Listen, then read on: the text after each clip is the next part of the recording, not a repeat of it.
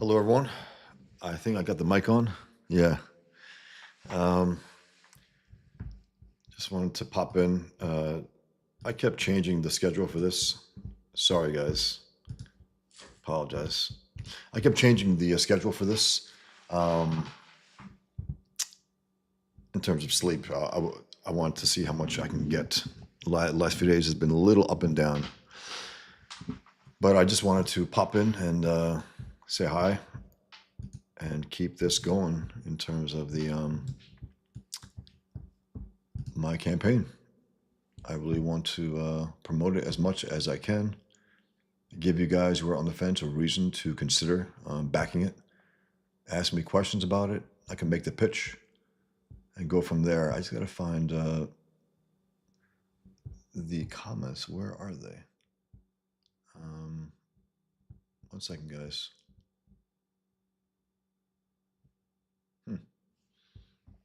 Where are the comments here? I can't see them here. If I can, I'm pressing. Okay, here we go. Barb Rogers, how are you? All right, guys. So yeah, I'm just going to talk a little about my campaign and also show some Alex Toth work from, I believe, the 80s. I believe the 80s. And let me get this smaller, actually, when I open up this page. It'll be easier for everyone. Okay, so it's at 156 backers and $10,274. And just to let you know, if you don't know this, I was asked to add Table for One, my original, well, my first graphic novel. Afternoon, Michelle. Hey, a man called Plush. I was asked to add my first graphic novel, Table for One, to my campaign, and I did. And I don't know exactly how I'm going about it. I'll put it this way. I just put here, I got one background on that. Table for One, my first book, 81 pages. I pitched it as Dirty Harry as a waiter at conventions 20 years ago when it first came out. And I guess you just choose that. Hey, Stormtrooper, Julian Caesar. Make comics books great again. What's up, Bosch? Hope you're having a great day. Huge fan of Toth myself. Me too, man. He's the greatest. And I think Mike Partika, the guy that Ethan mentions, and I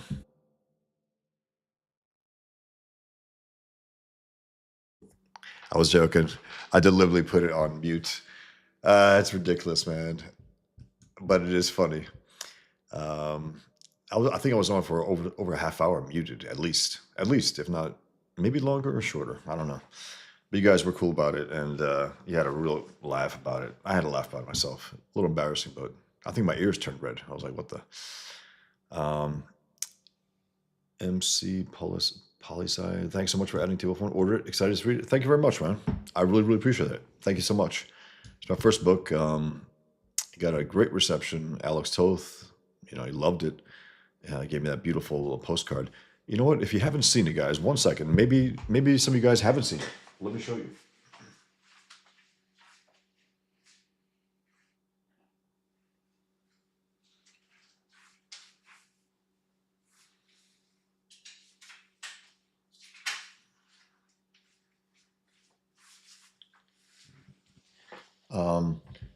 20 years ago, 21 years ago now, but it was actually 24 or 5 years ago. 23 years ago is when Alex Toth, I sent him a Xerox copy of Table of One. It was only a Xerox copy, and so it didn't have all the gray wash, all the rich gray wash. And I looked for Alex Toth's address. I kept trying to find it, I'm going to be looking at that mic pretty close, guys. Whew, ridiculous. Anyway, so I was looking because it got to the point where I was a big fan of, John Byrne, Frank Miller, John Romita Jr., John Buscema, and all the old guys, Ditko, Kirby. And then eventually I discovered Toth, and he just shot up to the top of my, not just favorite, but the way I see it. I'm very objective about this. And again, people say, well, it's all subjective. It's not. You figure out, it's like this. If art is subjective, a guy who's never drawn before can make a comic, And a guy who's been drawing for 20 years can make a comic, and you say, well, it's all subjective. It's not.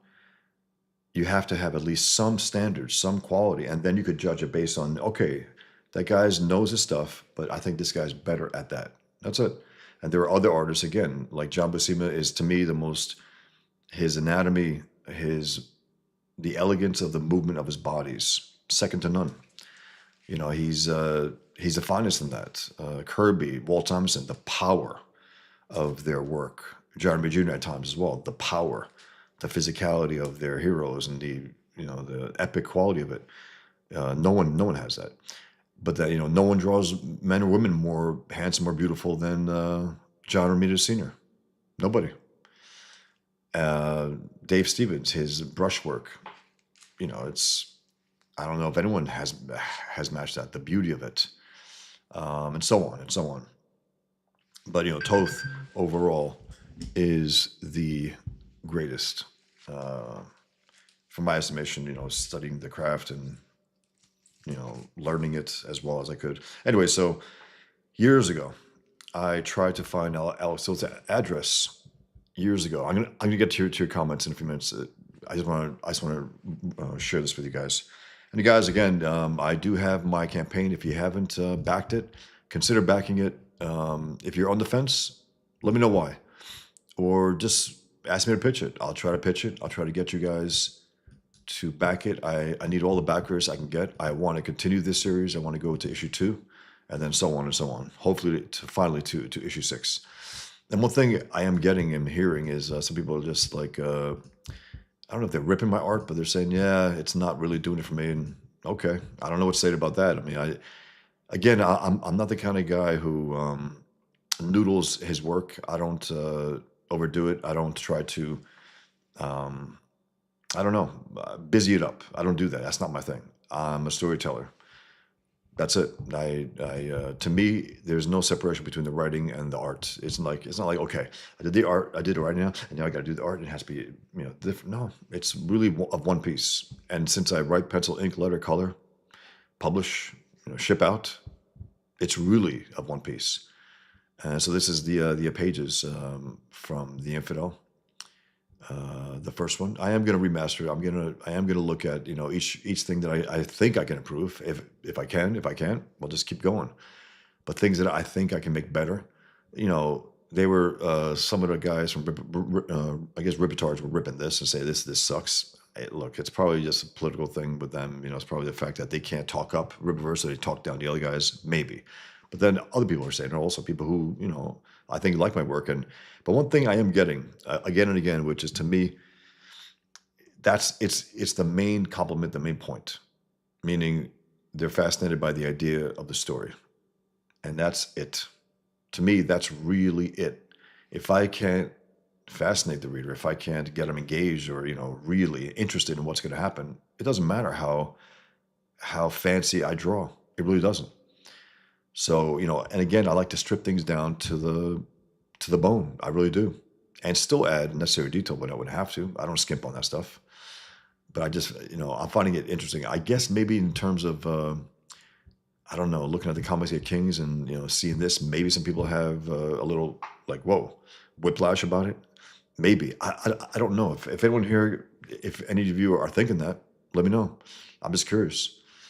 Because I like to strip it all down, and I'm focused on the story. I'm telling a story here. I'm not an illustrator who happens to be just also writing. I'm a storyteller, and that's why Frank Miller to me is the finest writer in comics and storyteller. To me, he's overall the best storyteller. The way he tells a story, the drama of it all, the epic quality. And then the page layouts, not necessarily the drawing itself. And he can really skip on that. He definitely has done that, like in Dark Knight Rises and whatnot. But I think some people may be trying to project it onto me. It's like, nah, I mean, Dark Knight Rises, I don't know what he was thinking there. Some of the stuff is really, really bad. Whereas I try to keep it simple as I can. I'm telling a story. I want to flow. I want the reader to really flow. I don't want them to stop cold and look at the window dressing. Wow, that's nice window dressing. I don't care for that. I just don't. I'll put the detail when necessary, when it's required. Absolutely.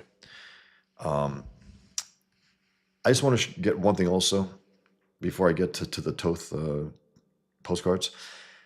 News broke today. I was in the King's chat, and that communist Joy Reid is out.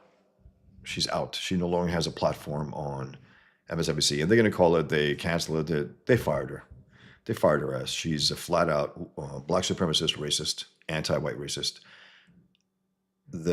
What she was saying on that show, you flip it, and again, people say, "Oh, don't do the what about whataboutism." Yeah. If you flip that, there was a white person on that show trashing black people every single day, putting in their minds what's not in their minds, telling us what other people think. It's unacceptable, and this is why the bitch was fired. Here's a little audio. Being canceled, but as of right now, her show is canceled because nobody watched it. I mean, it's just flat out racism at this point. They can drive out the brown people and the black and Asian people, or just sink them into the same apartheid they've created in Texas. And they will control enough electoral votes if they can. They want white supremacy by ventriloquist effect. There is a black mouth moving, but a white idea through the running on the runway of the tongue of a figure who justifies and legitimates the white supremacist practices. Your thoughts, Byron Donalds, who walked out after Dixie was played in New York. Anyway, that's a gist. I was going to show more, but to hell with her. She's a poisonous scumbag who has added nothing, absolutely nothing to any network. I mean, to any medium, to X, to whatever. She's an evil rat. She really is. And she's a communist, flat out communist, and a race communist. She's a Nazi. In that sense, she's a National Socialist, meaning they all attribute all the racism to, Hitler instead of Stalin. Stalin was as racist as Hitler, hated Jews as much, as did Marx, as does she. They're all of one piece. They're all interconnected. I mean, they are. It's like as I say, National Socialism. There's a reason why the left doesn't call National Socialism. There's a reason why they call it Nazism, to get away from the fact that they are brothers and sisters with Nazis, with National Socialists. Anyway, so let me show you this quick, and then I will read the chat and then show you some beautiful, stunning storytelling and artwork by Alex Toth. And look at this. And again, he doesn't noodle. He doesn't draw as for its own sake. He's always telling a story. Consummate storyteller. And that's what I strive to be. I mean, really, it's like this is a storytelling medium. It's not pretty pictures. It's not, hey, I'm Alex Ross, I'll make some beautiful paintings, and he does. And that's it. It's like, yeah, has anyone ever said he's the greatest storyteller ever? He's fine as a storyteller. He's a great painter. As a storyteller, I don't think anyone's ever talked him up on that level.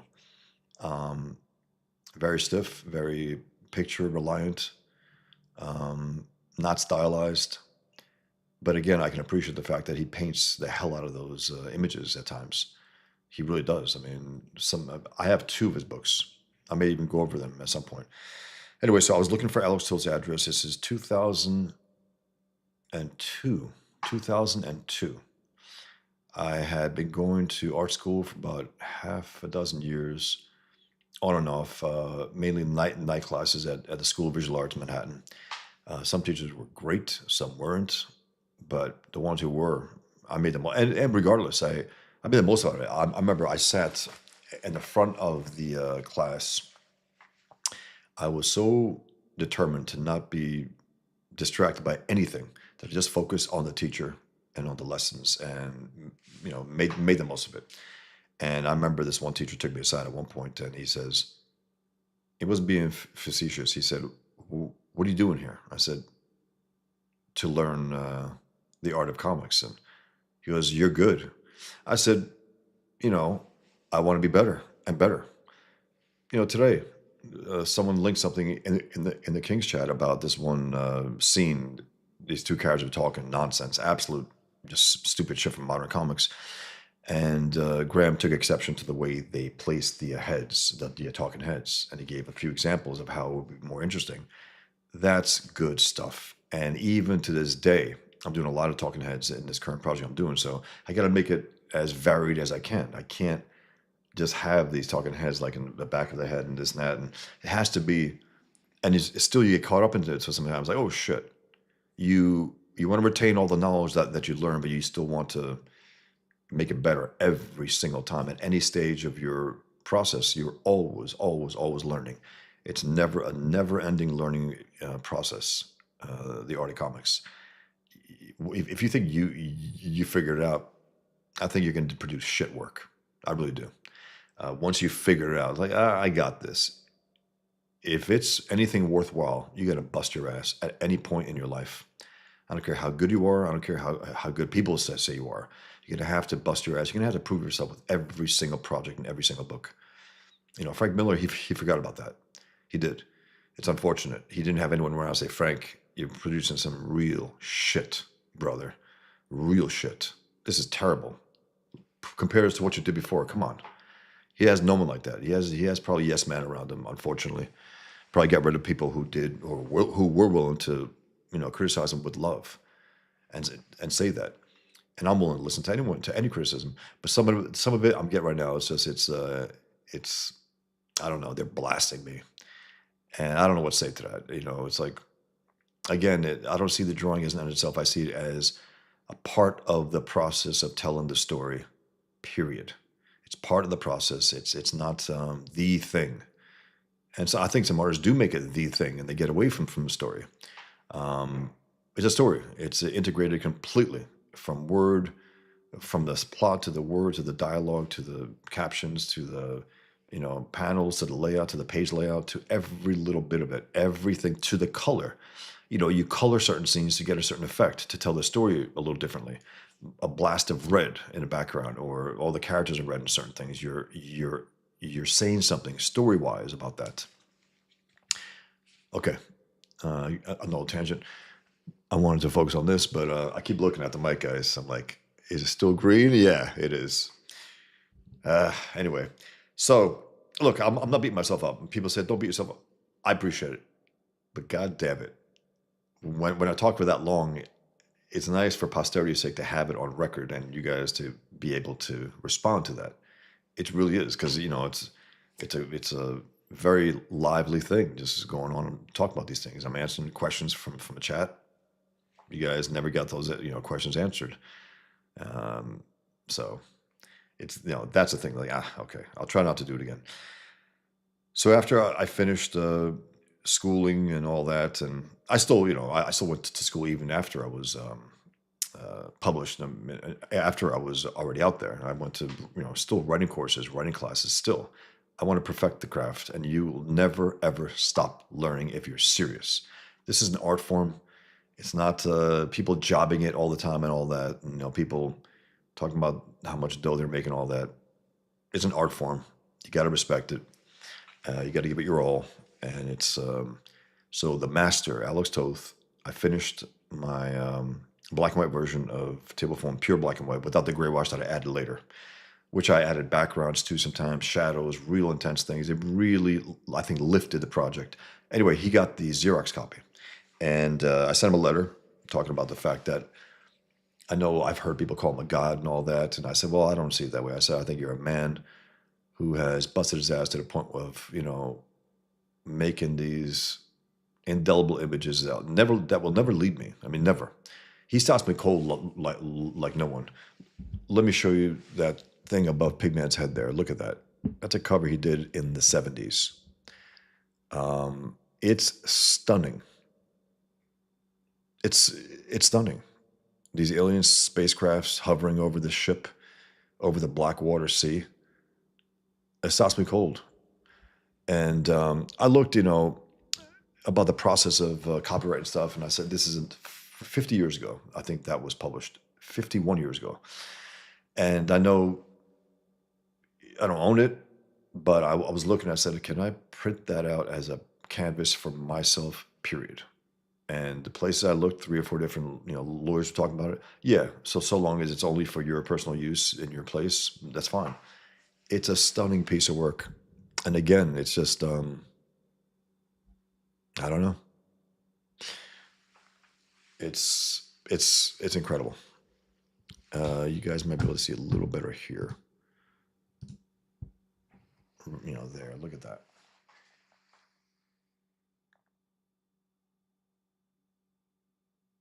And that's my Michael Jordan. That's my Michael Jordan painting that I did. It was a painting. I guess that's too broad to say painting, but it was oil-based pencils, which had like an oil paint type of quality to it, and it had a real rich quality.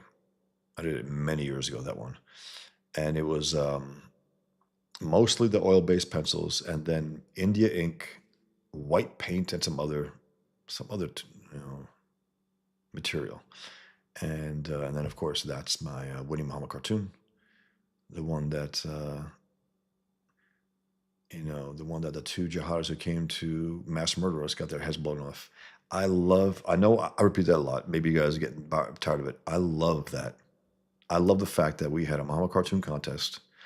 Two savages, Muslim terrorists, jihadists, came driving in from Arizona, came to murder us, to mass murder us, and they were armed to the teeth. They had an ISIS flag, right? They go there, they shoot a cop in the ankle, and there was a video of shots fired also at that event in the John Stossel video that is on my channel. It's on my channel, guys. Check it out. They got their heads blown off before killing us. The only guys who died that day were those who were looking to mass murder. That is beautiful. It's poetic beyond belief. We're defending free speech. They came to kill us and free speech in their own way, and they died for it. It's fucking awesome. It's justice. I love it. So yeah, I do repeat that a lot. I don't care. I'm proud of it. Proud of being part of it. Proud that I won it. Proud that we kicked ass that day and took names. I mean, those savages got their heads blown off. It's fucking great. Anyway, so I finished. That's a sharp turn. I finished Table for One, the Xerox copy. Before I had it in, I knew I would do it in gray wash. I knew that, but I say, you know what? Let me send it to Alex Toth and let me get any words of criticism, encouragement, whatever from the master. And I tried to find his address, couldn't find it. Nobody had it. Dennis Kitchen said, I think this could be it. Someone else did that and said, maybe, because they know he's a recluse. So I did get it to him. I realized because I threw it out there to some address that maybe was working, maybe it didn't. Within a few days, I get this handwritten postcard.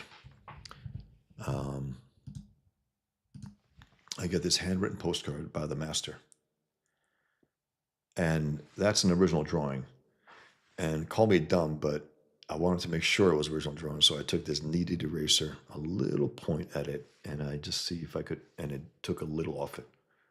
I know it's sacrilege, right? But I needed to know because I said, that's a stamp.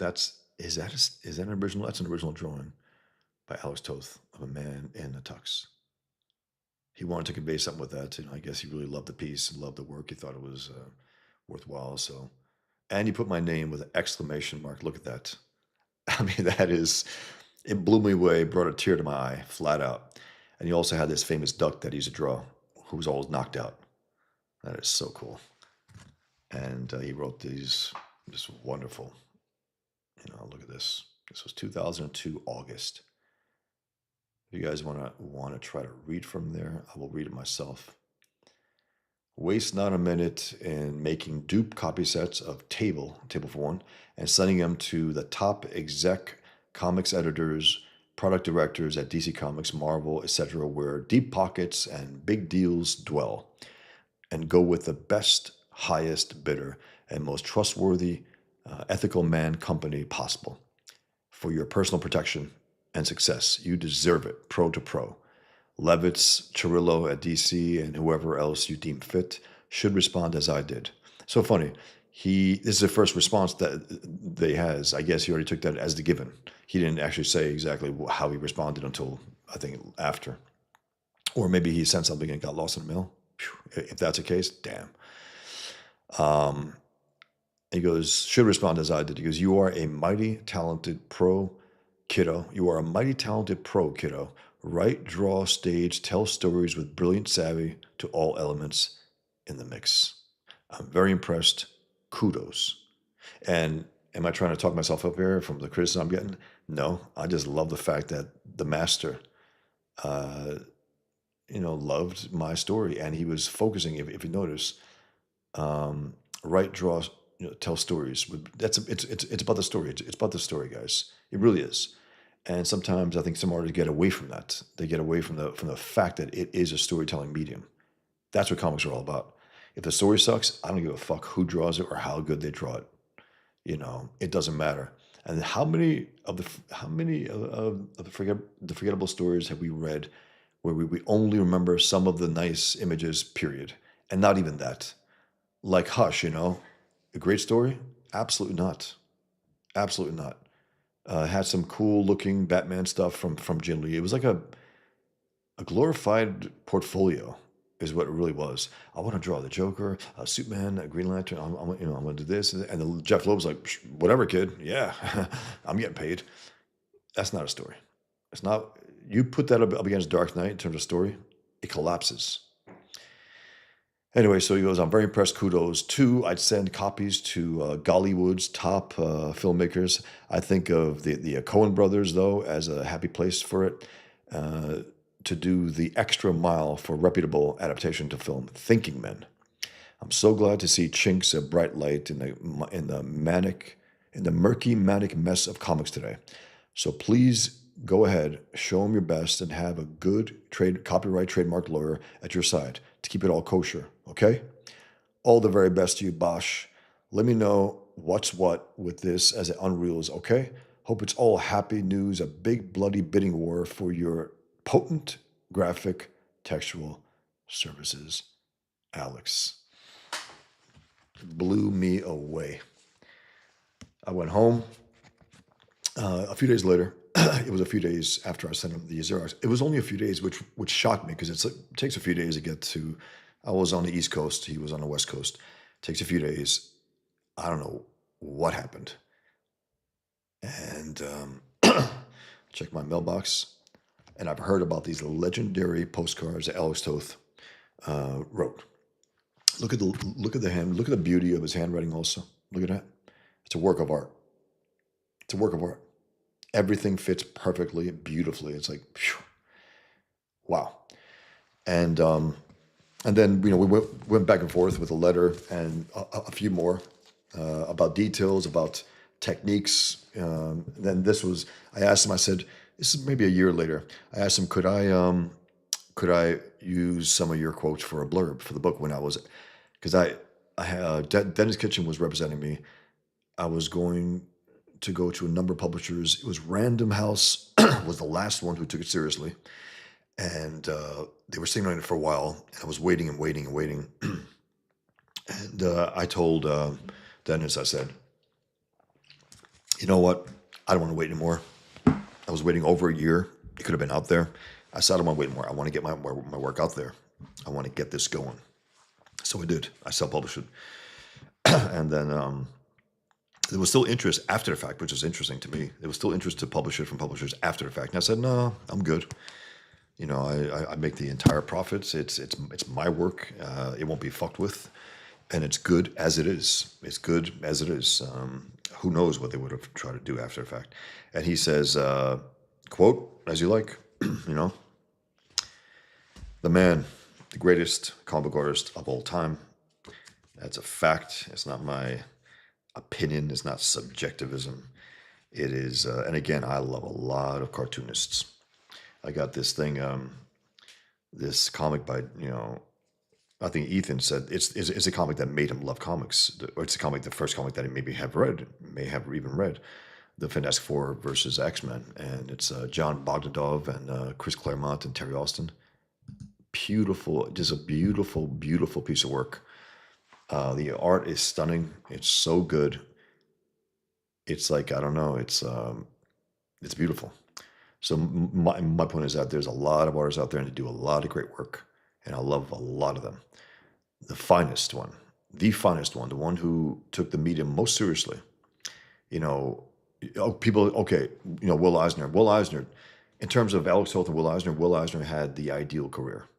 The ideal career, a comic strip artist, right? And does other work and does graphic novels, the father of the graphic novel. And he kept going and going and going. And whereas Toth, ended at a certain point, and he just stopped. He made doodles. There's a book of doodles. Excuse me, I don't know what that was. There's a book of doodles. That's the collection, and they're beautiful doodles. But he didn't do the heavy lifting that Will Eisner did in his later life. He didn't do that. It's unfortunate for everyone because we had a master there sitting on this wealth of incredible stories that he could have told, and we just didn't see them. So, but the work that he did do, it's second to none. And here it is. Here's the work that he did do. This is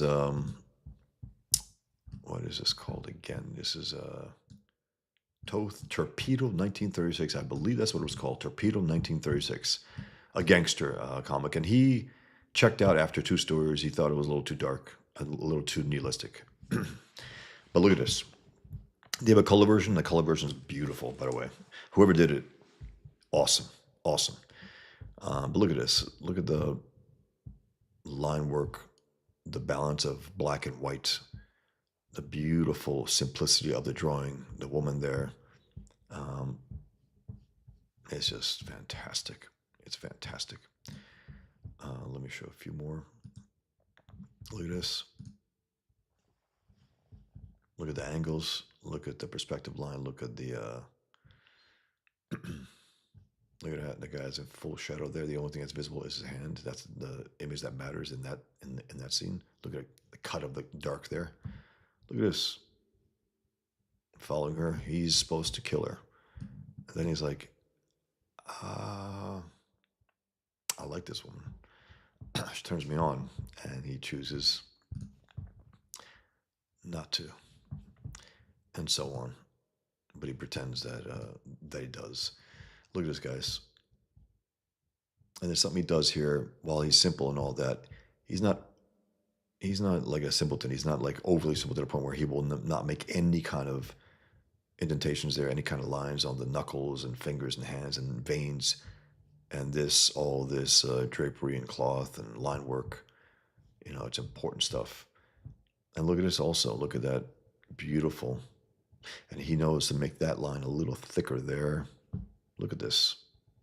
It's beautiful work. It's just beautiful work, and it's a master at play here who can tell a story just by these simple lines. Look at this. Look at the expression. Look at these guys' faces, man. Look at that. The differentiation between this guy and that guy, and so on. The elegance of that little scarf right there. He knows that was her scarf, so he tried to trick the guy who paid him to deal with her. And then he gets tricked as well. Look at this. Guy's leaving the place and it's just dramatic as hell. And it covers up that guy, covers part of his face. And again, a lot of artists don't take these kind of risks. They play it very, very safe, and they show everything. Even this right here. Look at this bottom panel. How many artists would do that? It's like, oh, you cheated us. Look at that. It's awesome. It looks great on this page. It's them being intimate together, and again, the intimacy thing. It's interesting. We used to see all these movies, very intense sex scenes and whatnot, and I don't know. I don't know if it's at this age or this stage, but I'd rather initiate that. Like in my stories, I have certain things that happen, and there are some sex scenes, there are some stuff, but it's like there's no need to be explicit about it. First of all, you can guess at it. You could leave to the imagination of the reader, and all that.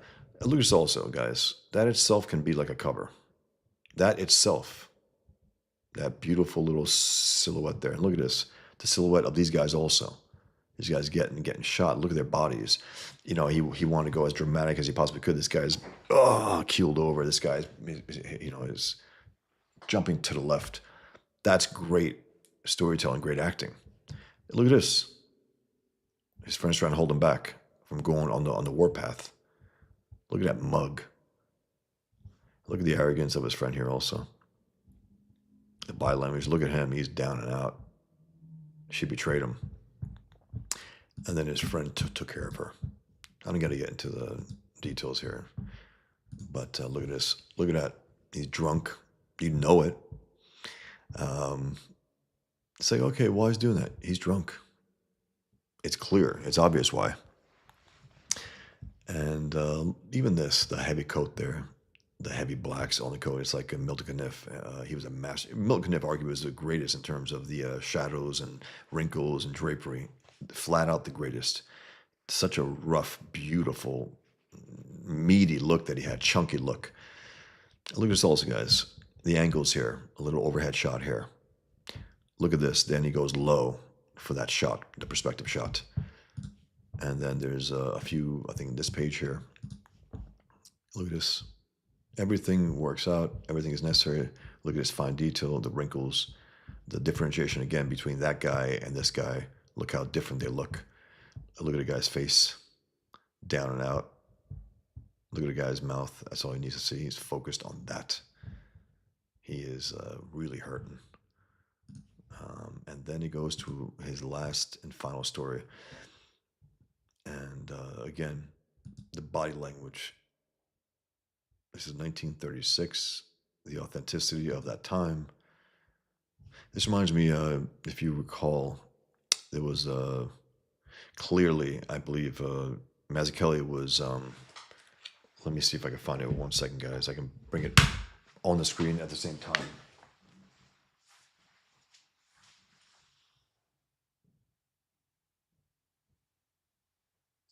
I don't have the smaller version. Somewhere else. I don't have it with me right now. It's somewhere else. But check out Batman Year One. You might see a little something along these lines because it's when Commissioner Gordon and Sarah are in the car. If I remember her name, Sarah Essen. And it's similar. It really reminds me of this right here. I'm not saying he ripped him off. I'm saying it was an homage. It was something he clearly used. There's something about the quality, because you look at Daredevil Born Again and then you look at Batman Year One. The finished art quality was very different between those two, and the finished art quality, made me think of Toth more than anyone else. He understood that, Toth's finished line, to me, one of the greatest lines ever. It's something about it. The quality about it is stunning. Look at this acting. Look at his friend here, hugging him, very effusive. Hey, little does he know what's coming. But look at this. Look at those. Toth was accused of having carrot fingers at times. This is one of the teachers at SVA was telling me. Howard Post. He was an old artist doing good work, and he was a good teacher, very good. He said they used to make fun of Toth's hands sometimes. It looks like carrots, and I could see a little of that here. It's once I look at it, I'm reminded of that, but it's still as expressive as ever. Look at the guy's brow.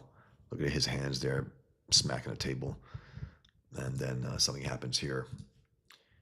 Yeah, it's pretty brutal. He says, "No American handshake. Give me a good Italian embrace, amico." It was like the old country, eh? You're my best friend, Luca. You saved my life. Blam! Boom! Exploded right off of him. And look at that drawing. Sorry, Pietro. It's just business. You know the mob. Easy. Don't speak. For how much? Toth also is one of the only guys who does this, puts in the work and makes all these lines, a lot of action lines. I know people don't do that much anymore, but I love it. I love it. It's he's really, look at this also, look at this work. The angle that he chooses here. And then just showing the table there. I love that. I love that kind of stuff. And then the guy's son's like, he goes, well, what are you waiting for? There's your uncle's house. Get out of here. Beat it. He goes, one more thing. Don't let me see your face again. He goes, got it? I'll kill you when I grow up. He's like, damn, don't forget to take your vitamins. He goes, I'll kill you. I think Toth didn't like the sensibility here. But to me, it's just, beautiful, beautiful work. And again, you notice there's no need for him to busy it up just to tell a hell of a story in visual form. He's a storyteller. All right, guys, let me catch up with you guys. Excuse me, mistakenly took a picture. And again, guys, I want to promote my Pigman series, and if anyone wants to be persuaded, be convinced, let me know. I will happily do that. I will happily do that. If you're on the fence, let me know. I'd like to know where you are with this. Let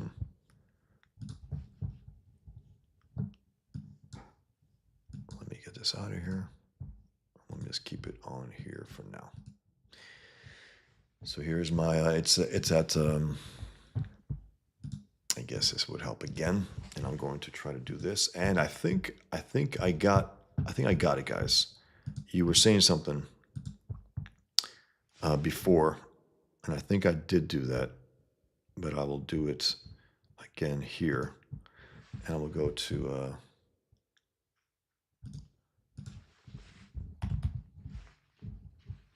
one second, guys. I believe I did it here.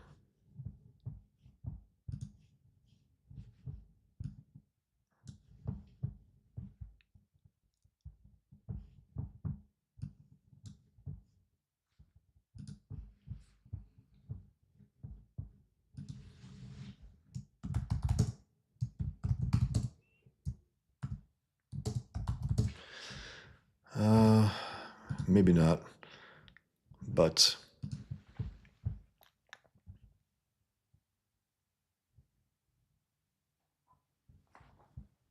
I'll look at you guys in 1 minute. Appreciate it, guys. So I just put it the link on YouTube at least there, and I'm also going to do it on X as well, just in the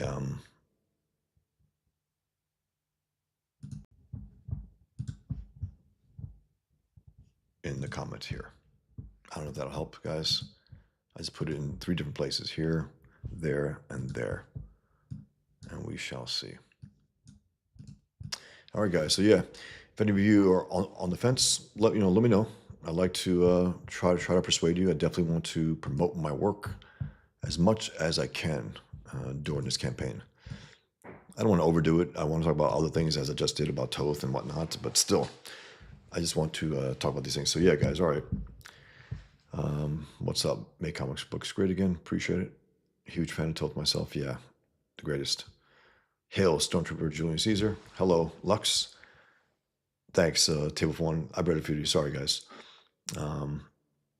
Make comic books ready, and I'm probably laughing about the fuck up I did about the mute thing.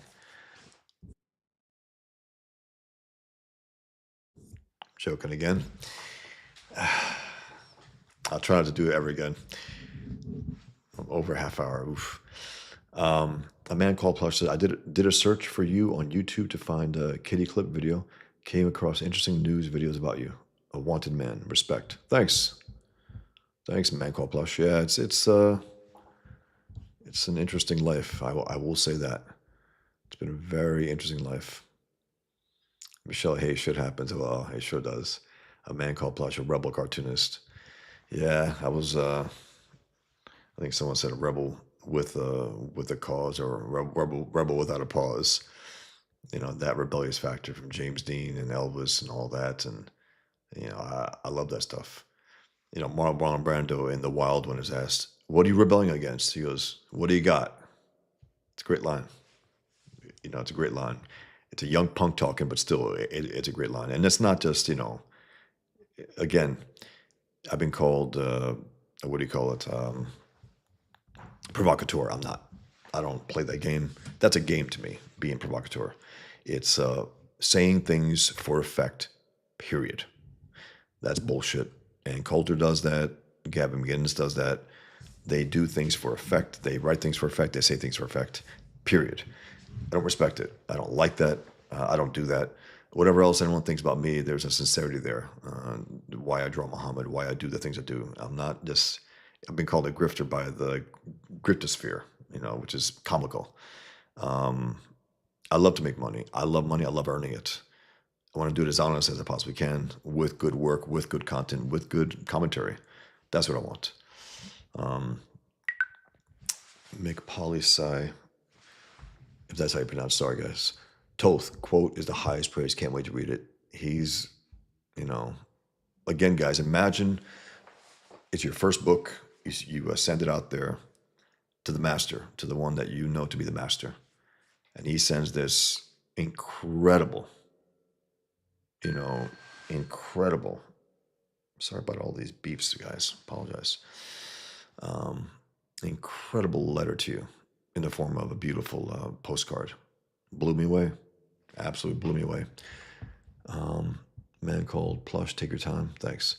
Make comic. Are you a fan of Al Milgram at all? No, I'm not. Make comic books great again. Al Milgram to me was like, back in the day, was like FM, AM. Frank Miller, FM radio, better. AM was Al Milgram, bad radio. That was the idea that I had. But I will say that his inking was really good at times. I know that people said that when he was younger. Captain Marvel stuff was good, maybe. He got really bad, guys. He really did. No matter who inked him, it didn't matter.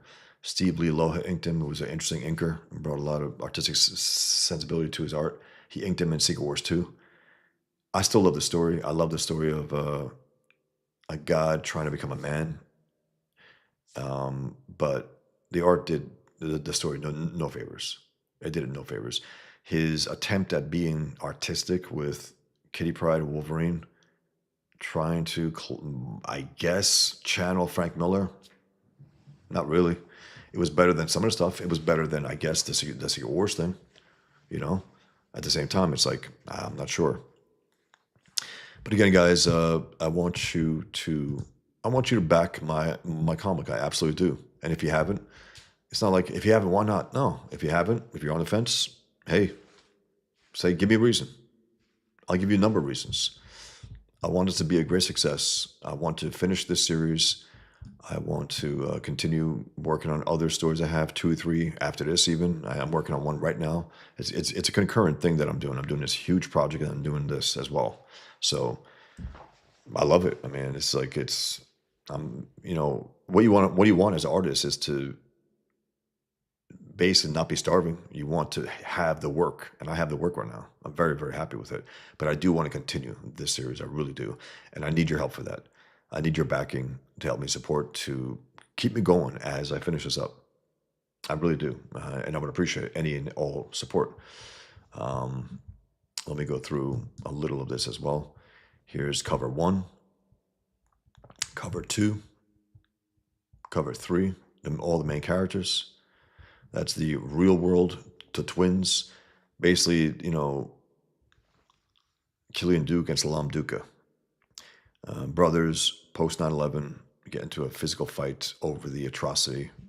Salam whoops it up after he sees people jumping from towers, screaming, Allahu Akbar, like in a righteous fashion. And Killian cracks him in his jaw, physically kicks him out of his life and out of his apartment. And that's it for them. And then things go, he goes full-blown born-again Muslim, Salam, and Killian becomes a recovered Muslim who becomes an activist, a writer, artist, cartoonist against Islam. Speeches, panels, and so on. And it's interesting. He is a stand-in for me in there. He's a quote-unquote self-insert. I know that's seen as bad these days. It is what it is. I use myself as there. It's there by making them more stylized, better looking, but still the point is that it's important for me to show that this is an ideology, a religion, not a race. People say the Arabs, I can't stand when critics of the jihad. The Arabs, the Arabs, the Arabs. The Arabs? There are far more non-Arabs who are Muslim than Arabs. This is really stupid. It's just the Arabs. It doesn't make sense to me. There are millions and millions and millions of Muslims who are not Arab. Millions. Um, I don't get it. Anyway, so um, their Islamic background comes at the forefront of their lives after after 9/11. And Killian decides to. He's an artist. He decides to create a superhero called Pigman, and that's the comic book within the comic, and they echo each other. And now when the all new issues come, is gonna be some more echoes of Killian from me, what I've been going through, because it's so funny. Killian ends up on TV, right? In issue 1, it came out 2011. Then I end up on television after the fact. It's like I was following him, certain things that were happening, and now he's going to follow me in certain things as well, because I'm going to bring in the element of Draw Muhammad for a contest and an attack and whatever. I'm going to make it a little different here, but it's going to be a dramatic way for him. Let's just say there's a reason why he hasn't drawn for a while. And the first thing he draws when he can is the most forbidden thing. So it'll be really interesting to take that aspect as well, that to push even this story a little further as well. It's very exciting. And then this is the 4th cover. Pigman making his vow of vengeance against the savages who did that, who took down the towers, forever changed the face of our great city, killed 1,000 Americans. And then this is my Pigman hard index card drawings. They're really hard index cards, and I draw Pigman on them in all different poses. Sometimes you guys can make a request as well. I got all the 4 covers in a package deal here, and I got a digital copy, T-shirts with Pigman symbol. And again, if you don't know, it's September 11th. September 11th. And then 9/11, and also Flight 93 with the 2 dents there, 9 and a 3, and the original, the initial, attack on the Twin Towers in 1993, where the bastards tried to bomb the basement. They didn't have enough bombs. They needed a bigger bomb. And that's when they thought about the innovation about flying planes and buildings. Why did they do that, guys? Because they're savages. They don't have bombs. They don't have nukes. They turned planes to bombs. And in their mind, that's a good thing. It's sick. Anyway, so that's the simple idea, is September 11th, right?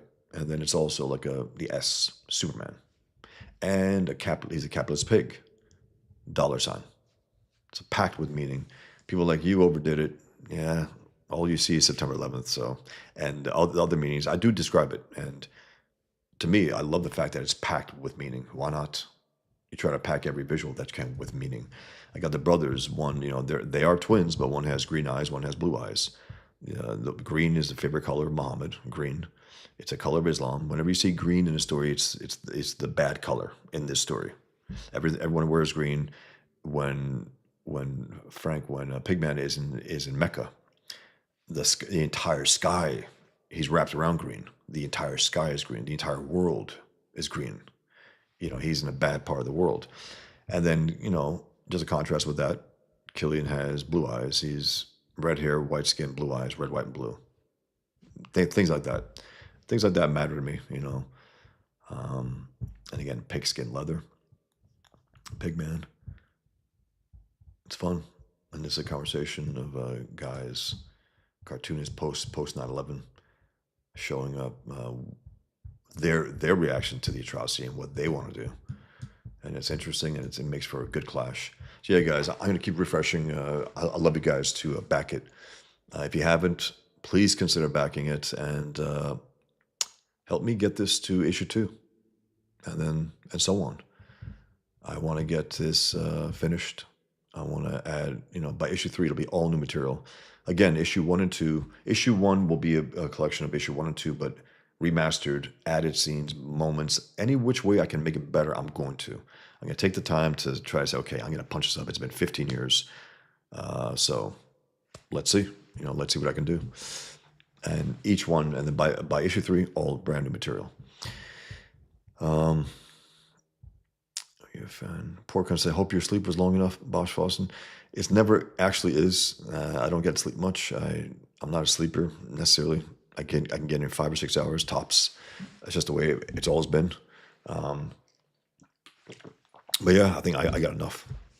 Thanks. Hail Grogu. Man called Plush says, Obar's early art for The Crow was rougher than what I was used to, but the intent, the energy held me, so Pigman has me sold. Thanks, Man called Plush. Appreciate it. That's the thing, again, the one thing I am getting from people who are at least coming to it a little more sincerely, not just to trash it, even if they're not crazy about it, like, I'm fascinated by the story, though. It sounds interesting to me. It sounds engaging. And that says it all to me. That I've interested them enough to say, okay, I might not like this compared to that artist or this and that, but I just want to also get to the point where people can appreciate it as a singular art form. There's nothing like comics. There's nothing like it. It's the static images. A novel? No, it's not a novel. It's not a movie. And unlike what Eric says, it's the cinematic thing in there. It's not. I know people talk the language. I remember. It was horrible. It was Joke Esada who said in an interview once, like, "Hey man, you make this, and then you like." I forgot how he put it. It was so crude and telling of him, like, and then you blow someone in Hollywood, right? That's the way it works, right? That's the way it works. It's like, what? The guy's always been also. I did like some of the stuff that he drew. When he really cared, he was pretty damn good. Joke Esada, he's really good. And then he said some really stupid shit, and he was like gushing when Disney bought Marvel. It was pretty unseemly. It's like you're gonna have less control, bro. You're not gonna have the say so that you used to. Why are you gushing? You should be a little taken aback by that. I don't know. Couldn't wait. He embraced it like I dove in, like, okay, take me. It's like, oof, nasty. But yeah, thanks, Man Called Plush. Yeah, it's I'm telling a story here. I'm not I don't want you to focus on, hey, that's a cool shot. No, I want you to be engaged in the entire story. I want you to, if not overlook the drawings, no, but I want you to just move from this panel to that panel. The words will hopefully take you in, and by the time you're done, it's like, okay, I've experienced a story here, and that's what really matters. Period. That's it.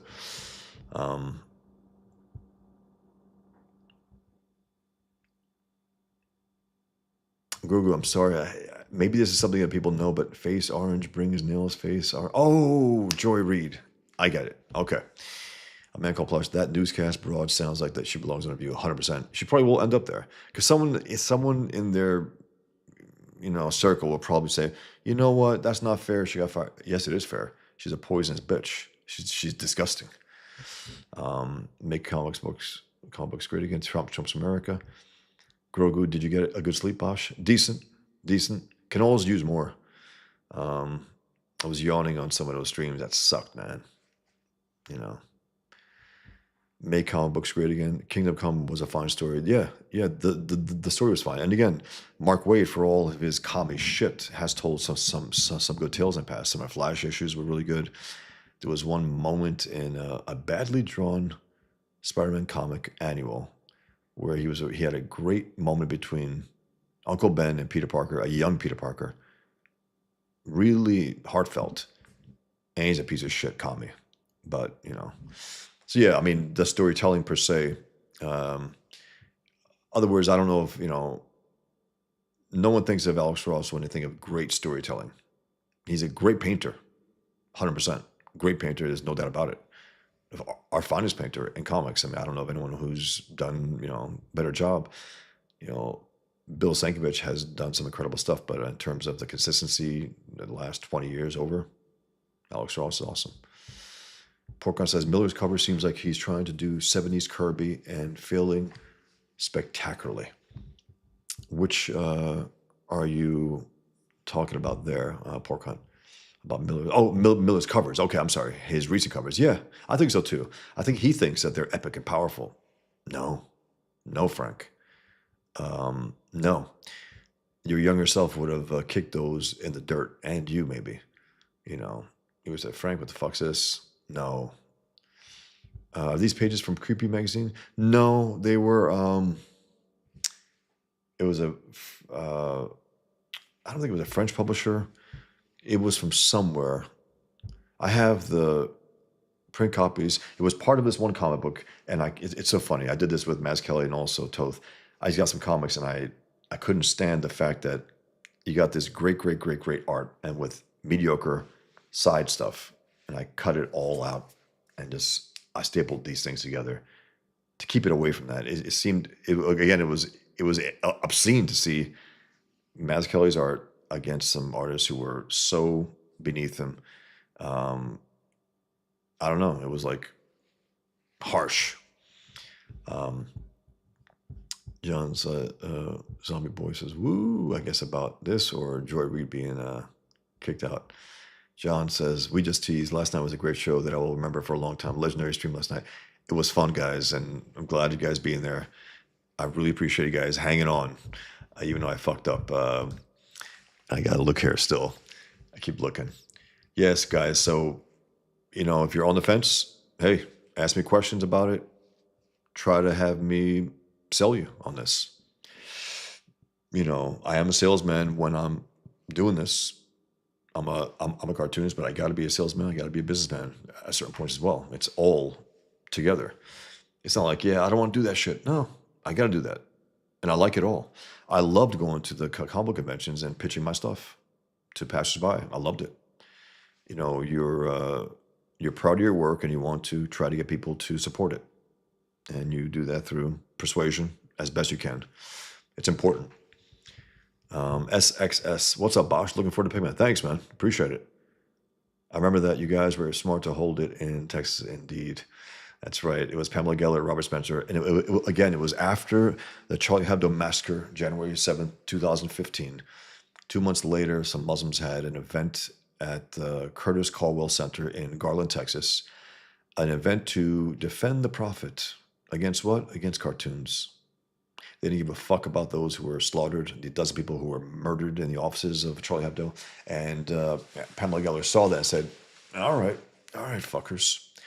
You know what? We're going to have an event also at that same location that you guys had your Defend the Prophet. We're going to have a Muhammad Cartoon Contest announcement of the winner. We're going to have the contest, decide on who won, and then announce the winner at this event. And we did that. And it was awesome. It was epic. An epic event. We went there to defend free speech. The enemies of free speech, the greatest enemies of free speech outside of the left, the Muslims, came to mass murder us and got their heads blown off. Guys, it's beautiful. And I was in 2 movies on the free speech. Silenced, that, what's his name? Mike, God damn it, what's his name? Mike Cernovich produced. It was called Silenced. It was available on Apple. I don't know if it's available there anymore, and I don't know where it might be. There's a trailer out there with me. At the end of the trailer, they used my clip, which was awesome, about the fact that the savages, it was an awesome day, and they came to kill us and got theirs blown off, and we defended free speech, and it was awesome. A lot of people were in there. A lot of people. Dershowitz and what's his name? The cartoonist Dilbert guy. Anthony Cumia. A lot of people were in that movie. And it was good. It was good to be part of it. And then there was another movie called, what was it? Can't We Talk About This? I think it was called Can't We Talk About This? About, it was a movie about Islam's war on free speech on the West and what it's willing to do. It began with Rushdie and all that, and it ended up with Garland. And I was there, Robert Spencer, Pamela Geller, all these voices, Mike, Mark Stein, Ayan Hirsi Ali. And it was It was available on Amazon. I don't know if it still is, but it was there for a while. Again, I understand the subject matter, even if they're there initially, like, oh shit. Like right now, my YouTube channel is being reviewed for monetization. I don't know if I'm going to survive this. I don't know. We'll see. I hope to.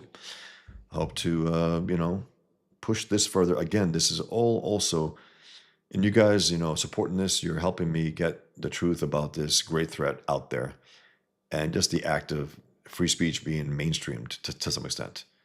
The guy who draws Muhammad cartoons, it needs to be mainstreamed. It needs to be. The reason why I've drawn Muhammad as much as I have over 700 times now is to try to make it so omnipresent, even though I'm one man, that they give up. They're like, all right, guys, I don't think this guy's going to stop. So that's part of it. Also, I don't want, the parts of the world that have no free speech, that you can't draw Muhammad, are hellholes. I want to keep that world at bay, even if I have to do it by one cartoon at a time. So, but anyway, the movie is called, the second movie I'm in for free speech documentary is called Can't We Talk About This? I believe Can't We Talk About This? And those were the final words of Theo Van Gogh, or they pronounce it Theo Van Gogh, the great grandson of Vincent Van Gogh, who made a movie with Ayaan Hirsi Ali called Submission, about the abuse of women in Islam. And he was a leftist. He was a loudmouth. He could have been a provocateur as far as I knew. And he was stupid. And by that, I mean this. He acted as if the death threats didn't matter, as if he was bulletproof. I think he acted that way. He went his normal path, his normal place. People knew him publicly. He rode his bike down a certain road, a certain time of day, always. And of course, when people know your location and they know that, they can get you. And they got him. Some scumbag was hiding in an alleyway, saw him ride by on his bike, shot him in the back, went over his body, started stabbing him. And as he's stabbing him, Theo Van Gogh is telling him, can we talk about this? Can we talk about this? It's like someone punches you and you say, I don't want to fight. Can we talk about this? You're in a fight. You're in a fight. You punch back as hard as you can. That's your response. And if Theo Van Gogh had any kind of sense, he would have tried, maybe possibly, get that knife back into him, into his murderer, or something. Instead of sitting there and saying, can't we talk about this? He was trying to have a conversation with a murderer as he's murdering him. It pissed me off then. It pisses me off now. That however stupid he was innocent. Just tell him the truth about this evil ideology. And he died, and he helped the guy in a way by just trying to converse with him as he's killing him, murdering him. And he could have saved his own life, maybe. It's fucking infuriating. Anyway. Make my comic books great again. It doesn't get any better than that. I think you're referring to the Garland story. It became an international news story. I remember I had some cousins, some Muslim cousins actually, in Sweden. And so funny, I heard back from someone who heard them. They said, I knew Bosch was going to blow up. I knew it, I said, I knew he was going to blow up somehow. I knew he was going to make it somehow. And it's like, I don't know if I quite made it by being a pariah, by being a wanted man, by being all that, but from his perspective, he just thought it was cool that I was in newspapers in Sweden, I was in newspapers across the world, and news broadcasts and all that. And I remember I went to Fox News hours after.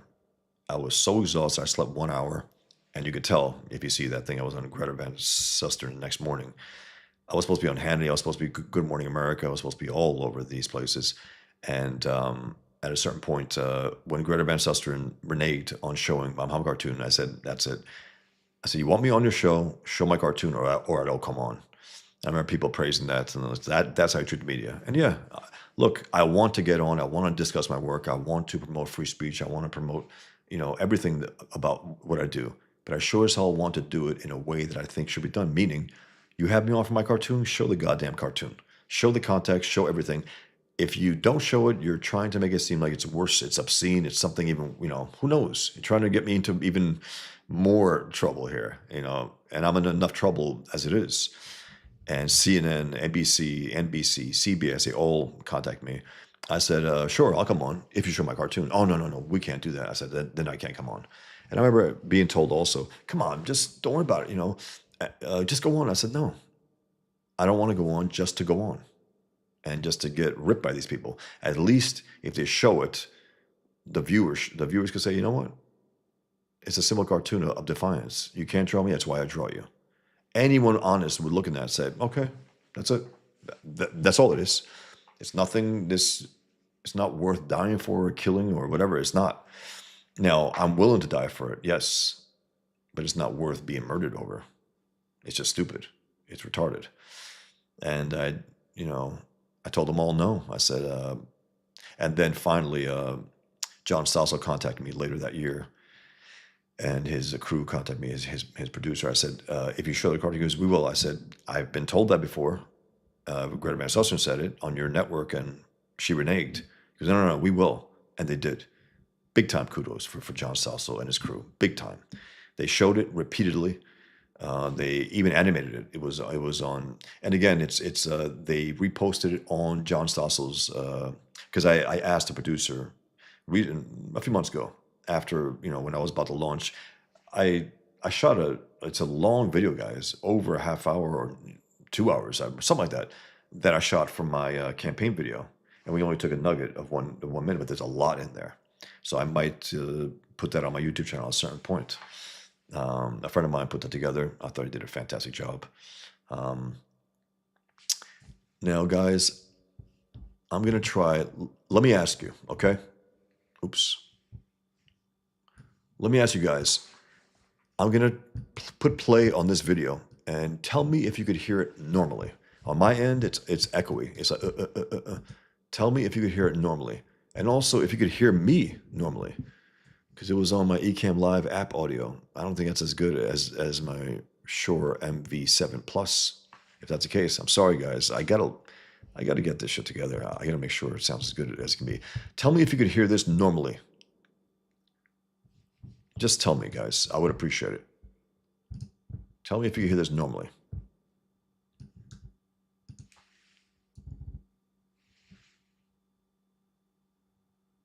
Or if you can hear it at all.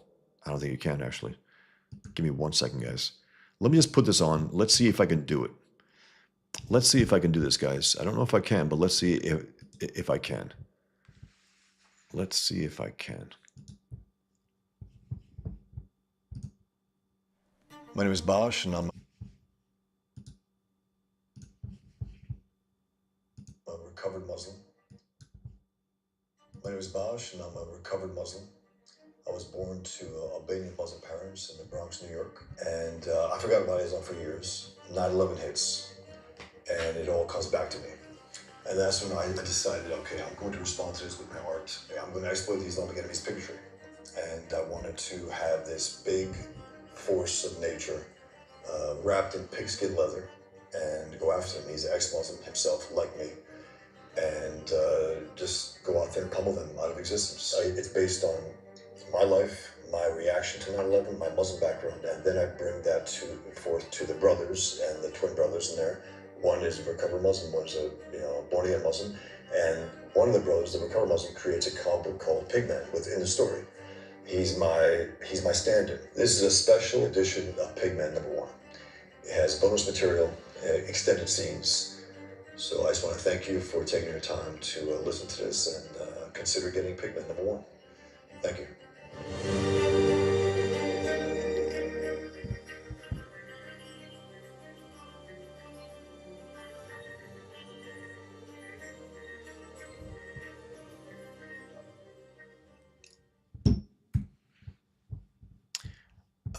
I'm going to see it now, guys. If you were able to see that. If you were able to see that, guys, please let me know. I got a lot of comments here. An echo. It's a little low, but we can clearly hear it, Bosch. Okay. Can't hear. Okay. I think it ended up being okay. Okay, guys. I got to work this out also, because I've learned how to do the share screen with images. It's baby steps here. I've tried to do the video stuff. It sounds terrible. But on my end here, it sounded normal. I hope it worked, guys. If you haven't seen the video, cool, man. It's basically brings it all into one punch, the whole idea of the story. I'm involved with it clearly on a personal level, and so on. Let me read some more comments here, and we'll get going. Tutorial Slave says, indeed it is. Did you always have ice in your veins, or was there a key moment that transformed you into the Buck Rogers type badass you are today? That's very generous of you to say that. It's hilarious. I mean, I don't know. I will say this. I loved superheroes and comic books more than anything, more than Islam, more than anything growing up, even as a quote-unquote Muslim. If you were to ask me, I wouldn't have maybe, been asked that, but it said, do you love comics or Islam? I said, are you fucking kidding me? Of course, comics, I loved superheroes, admired them, loved them, learned from them. I think people say, like, they make fun of it. Oh, you just learn from comics? Actually, I did. I didn't learn from my home how to be a, good person and have values, and I didn't learn that from home at all. I learned it from comics. I learned it from novels. I learned it from heroes and fiction and movies and TV, and that's where I learned it. And that's what I fell. I mean, I fell in love with the whole concept of heroism, of heroic, the stories and fiction. Is something about it. Absolutely loved it for my entire life, ever since I was a kid. So yeah, it's just it's very kind of you put that way. Thank you. But yeah, it's just a love of heroism, a love of heroes, and truth. Truth was the big key. That's what really got me knocked out of Islam. My love of truth, because it was like you realize at a certain point, everyone around me is lying, and it's from tiny, tiny unnecessary lies to big, terrible lies to try to protect others and whatnot. But it's always lying, and ideology itself is fundamentally, a big fat lie. It's terrible. It's terrible. 1 second, guys. I want to get something out of here. Get this out of this way. And bring this to the forefront here. Okay. Yeah, guys. So if you're interested, ask me some questions. Challenge me. No, I'm not interested, and here's why. Okay. Give me something, no, it sucks. I'm like, okay, what can I do to make you consider getting it? It's important to me. I want to continue this, and I'm, appealing to you as honestly as I can. I need your help. I need your backing. I want to continue this series, and I will say one thing. The one thing I have going for it, I think more than anything else, is that there's nothing else like it on earth. Not an exaggeration. It's a fact. There's no other comic book, no other story, no other movie, no other novel like it on earth. There's nothing like it that takes on this ideology with a knife, takes on Islam. The ideology takes on the Quran, the passages from the Quran, takes on the Hadith, takes on the Sharia law, takes on leftism, takes on the right lowlifes who, back up this enemy in their own way, who are jealous of this enemy. I've heard some Catholics even say, there was a Catholic priest after 9/11 and goes, yeah, no one makes fun of Islam, meaning he was envious. It's like, wow, that is nasty. What a tell. So I take on all that stuff, and it's, I asked Grok, who are the anti-jihad superheroes? The only one they can name is Pigman.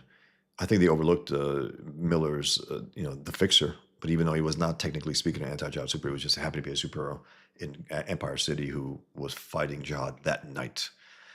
But still, just on that alone, I think maybe you guys should consider backing it. The fact that there's nothing else like it out there in comics, period.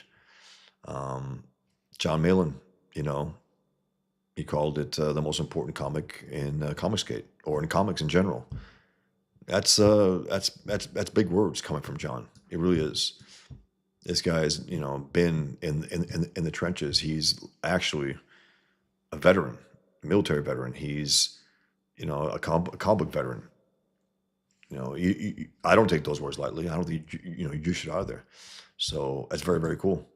Very cool. I had a chance to interact with him the other day on Ballers, and me and John both knew about the Barbary pirates who used to sack our ships in the African seas and take our people as slaves.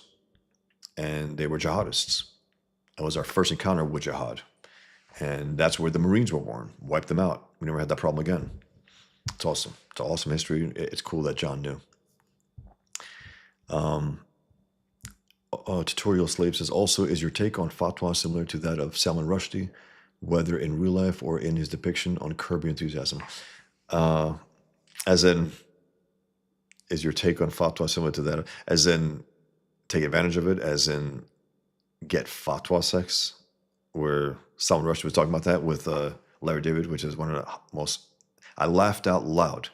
First of all, I'm seeing something that shouldn't be happening, which is a mainstream TV show on HBO by a leftist guy, a comedian, and he's taken on this threat to some extent and has Salman Rushdie, a most wanted man, on his show and talking about calling Larry David a pussy because he goes, "What are you doing wearing the glasses and the fake hair?" And he goes, "No, don't be a pussy." And then he gave him this idea. He goes, "But the fatwa sex, there's no sex like fatwa sex." Larry's like, like maybe it's not that bad having a fatwa. It's fucking hilarious. And I gotta say this though, speaking of fatwa sex, I was propositioned across the world. I was after the Garland attack. It's hilarious. Something I don't think I've ever shared out there, but I think it's just funny, and it made me laugh out loud. Hey, you can visit me if you come in this area. You could stay with me, and so on and so on. And it was very funny. There was an appeal to it from certain women. They got turned on by the whole idea of, I guess, being a wanted man and almost getting killed, and still continuing to do it. And it's pretty funny. So, Tutorial Slave is my take on it. I think it's just funny. I think it's very funny. It made me laugh out loud. Hey Diana, hi Bosch. You say justice at the Joe Muhammad cartoon contest. I'll use another term to describe what really happened in Garland. Reciprocity, absolutely, no doubt about it. That too. I mean, that's fine. I'm not like, no, it's justice. I'm not going to argue with that. Absolutely, it's all good. Virtual HMM says, hello Bosch, all the best with Pigman. I love your work, man. Thank you very much, Virtual HMM. Much appreciated. I really do appreciate it. Again, I'm going to get shit. I'm going to get criticisms, and that's fine. I think some of it is, it's not like, okay, valid criticism, whatever it is, like every July talks about that, legitimate criticism, whatever. He deserves all the shit he gets. I don't think I deserve some of the stuff I'm getting right now in terms of just trashing it and it sucks. That's just not the case. It's just not the case, I try to do the best work I can do. And again, I'm not preoccupied with trying to get, I just put another link in there, guys. Hopefully you can see it. And I got a lot of commentary here. So I'm going to read all these guys. Again, at a certain point when I'm monetized, I'm going to get bigger numbers. I can't do that. I just don't have the time. But in the meantime, I am going to read and respond to you guys. I'm trying to interest you in backing Pigman #1. I really am. I just want you to really consider getting it. Ask me to pitch it to you. I will. I've been doing it. And I will continue to do that. I'm not a kind of guy who gets tired of like, I'm doing the same thing. No, I will repeat myself endlessly with no problem about the truth, about Islam, jihad, about my work. I got no problem with that. That's life. You got to go out there and throw yourself out there.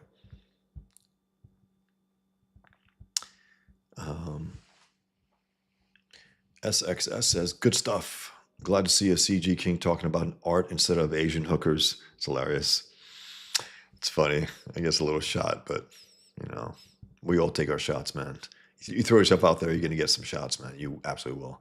Tutorial Slave, how would you tweak Batman Hush for a big screen adaptation? I don't know if it deserves a big screen adaptation with all those things. I don't think it's a great story, Tutorial Slave. I just don't. Dark Knight is a different story. Batman Year One, if they can adapt those, I'm there. I am absolutely there. Yeah, so I'm not crazy about Hush. I'm just not. And also, I'm not crazy about Jim Lee's art. I heard that he's doing a Hush 2. It's like, okay, why didn't you do something else? I think Shane was talking about it. Do a Green Lantern or something you haven't done before, Jim. It's like you've been just a suit for a while now. It's like, okay, Hush 2. Hush 1 wasn't great. Why is there a 2? Now, if he can continue the All-Star Batman with Frank Miller, I'll be there. Even though it was a mess, I'll be there. Because that would make me a little more curious and they could end their story finally. They stopped cold at issue 9. It's supposed to be ongoing for a while. That sucks. So I would like to at least do that. But I will say about Jim Lee, I loved his early X-Men stuff. I absolutely loved it. It was a lot of energy, a lot of good drawing. And in particular, I got to say, I don't Scott Williams over Jim Lee, whether it's a match made in heaven or earth, I'm not crazy about it. When R.T. Bear inked Jim Lee, now we're talking. Those issues with Grogue and Magneto, they were fantastic. I mean, beautiful. And R.T. Bear gave him a kind of, I don't know what it was, a better visual look. Really animated, as detailed as ever, sure. But something about the way he because Art's an artist, so he added that to Jim Lee's work. He really made it look better than it did under Scott Williams. I'll take that. I mean, whatever, push back, go for it. Art Beer also made Dan Jurgens look great in Superman. He gave him a real different look, a real different polish, which was the best I think Dan Jurgens looked. Yeah, guys. So Tutorial Slave, I'm not a fan of it. I got the special edition of Hush because again, there were elements in there like, damn, that's really cool. And so on. But hold up as a story, I don't think of Hush as a story. I just don't.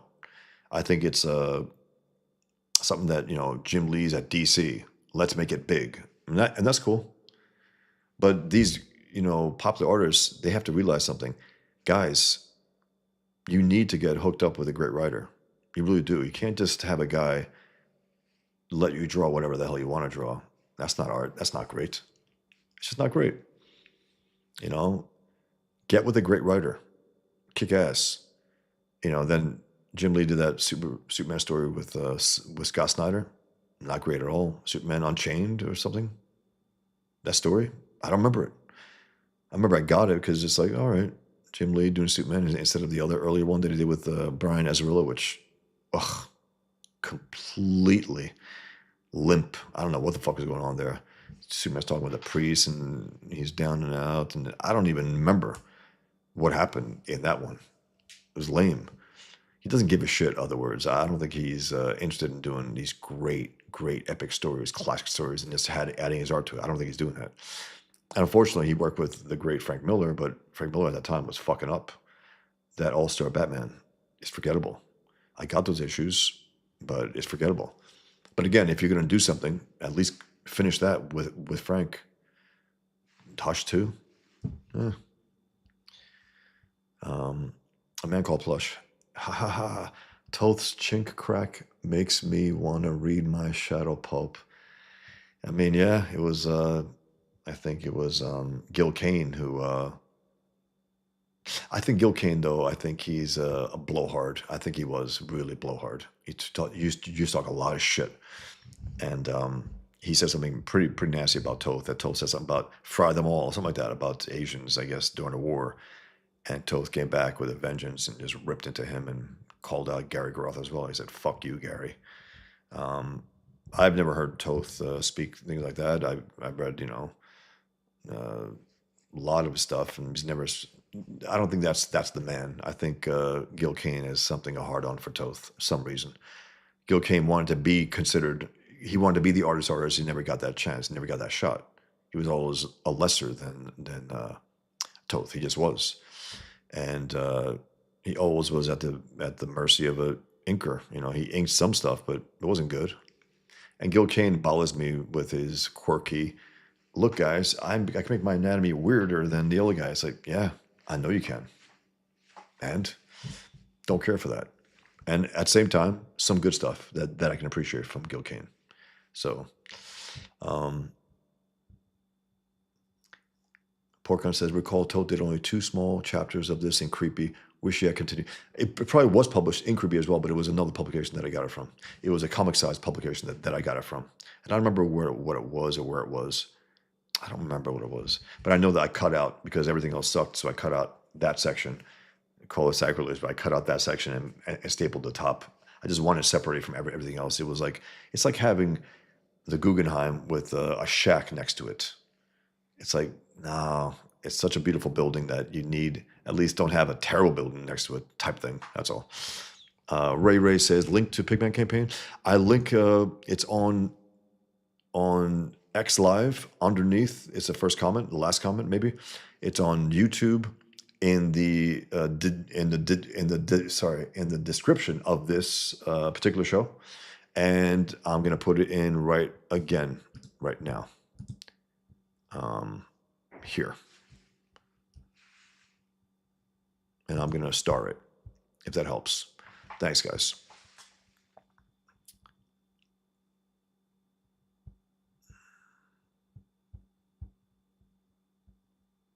JEC says, love how Toth draws people kissing. It's awesome. It's beautiful. It's, I don't know. He's just a great artist, man. Great. And to me, the greatest comic artist of all time. So yeah, guys, if you're on the fence, let me know. I want to pitch it to you. I want you to back it. I need your support. I want to continue this series. I really do. I think it's worth having this something that no one else is doing out there and be successful. Force it into the culture that doesn't want it in a lot of ways. You know, they don't want to hear certain truths. Guys, something simple as this. Every week I post the body count for jihad. 313, I believe, this week alone. 313 people. And you schmucks in this chat who were here last night, who might be coming also now, but the Jews, fuck you. Fuck you. Give me a comparable body count that the Jews have done. 300,000, over 300,000 since 9/11 alone, Muslims have murdered. This week, 313 alone, this week alone. Talk to me about the Jews. No, I don't want to hear it. Whatever criticism you may have about Israel is not. And it happens to be that you guys always will focus on Jews in Israel and ignore this obscene carnage. Fuck you. Anyway, tired of your ass. Virtual HMM. It is great about Toth, I believe. Yeah, Mike Goats, awesome. SXS, you should do a Dick Tracy style noir crime comic box. You would kill it. I would love to do that. I would absolutely love to do that. SXS, with that whole, villains gallery that he has. I mean, those characters, it's fucking great. I could see, at some point, yeah, I could definitely see that.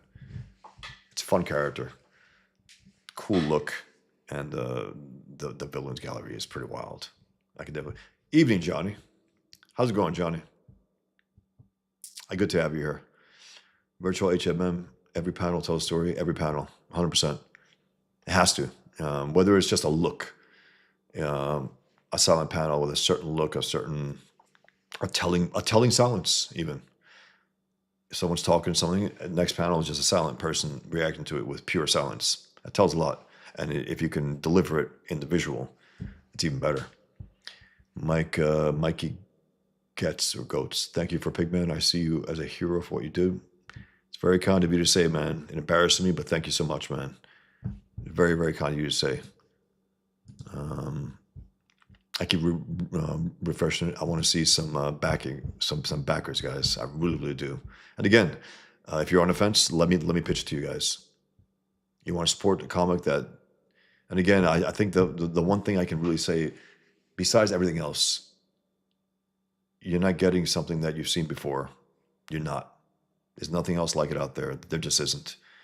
And I got to talk myself up in this case because, again, this is I'm a salesman at this point. I'm not doing the work right now. I'm talking to you guys, and I want to promote my book. So I'm trying to make you as interested as I possibly can.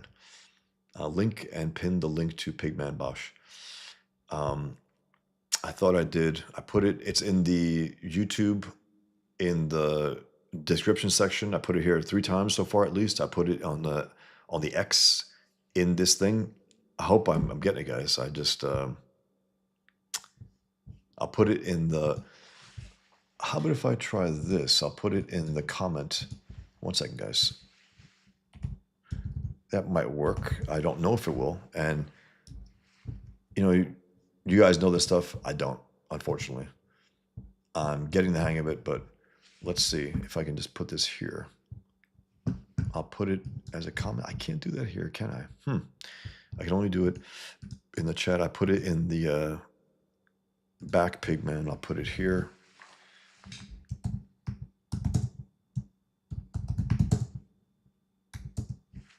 I just put it in the YouTube chat. I hope that helps.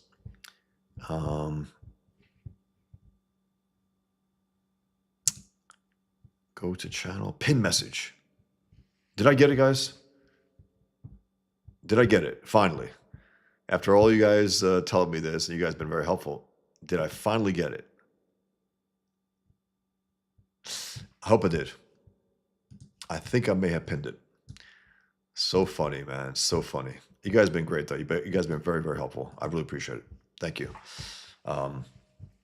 Okay.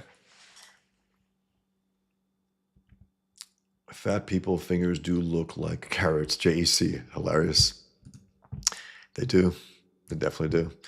Virtual MM Sims 2022 AI hands. Sorry, I don't know what you're referring to. Lots of context here. Stormtrooper Julian Caesar says, all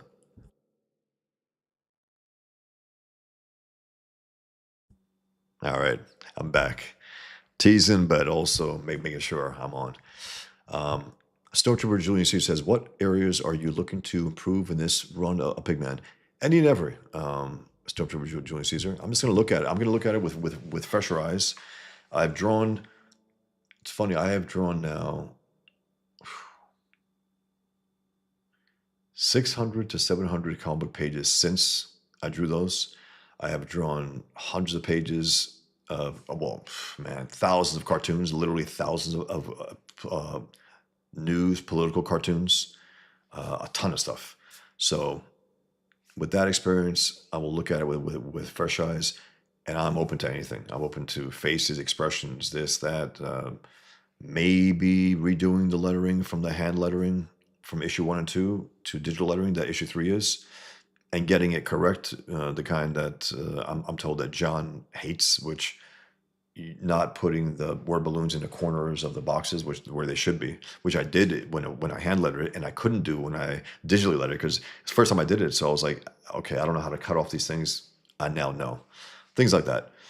Expanded certain scenes. Like, it should be an epic scene when Pigman first flies. And looking at it now, it's just a single panel of him hovering over the Kaaba. Whereas I want to expand that to a double page spread of him coming across the screen, flying closer to the reader, an epic scene, just to show Pigman flying for the first time. It should be a big scene, a big moment, visual moment, and some thoughts of his, other things, expanded moments, expanded scenes, showing Pigman's lair a little better, maybe showing it at a distance, maybe a little more until you cut close into it, and so on and so on. There are many ways I can do that, and that I'm willing to do that. So I just want to look at it with fresh eyes and look at it once more, So Grogu says, sometimes shit disturber humor is good, but making stories is a lot better. That's for sure. That's the thing. That's what we're here. The king is no matter what we do, we're storytellers. We want to tell these stories and tell them as well as we can. And some are more focused on certain things, like whatever, I guess, art and detail and panel layout. And I'm all into that too. I want to look, guys, I'm not downplaying the idea of art. I'd like to make my art as impactful as possible and as good as possible. But I also know that there's a story being told, and it has to be told panel by panel and it has to get into the reader's head. You got to get into the reader's emotions and in their head. You have to do that. You got to get them engaged, or else you're fucked. Or else they're looking at pretty pictures. And we all look at pretty pictures and like, that's nice. And you move on without much feeling or thought. Doesn't matter. We're telling a story. We got to get in the head. We have to keep them engaged and keep them very interested in what's coming next. You got to do that, guys. If you want to be in this, medium, you got to do that.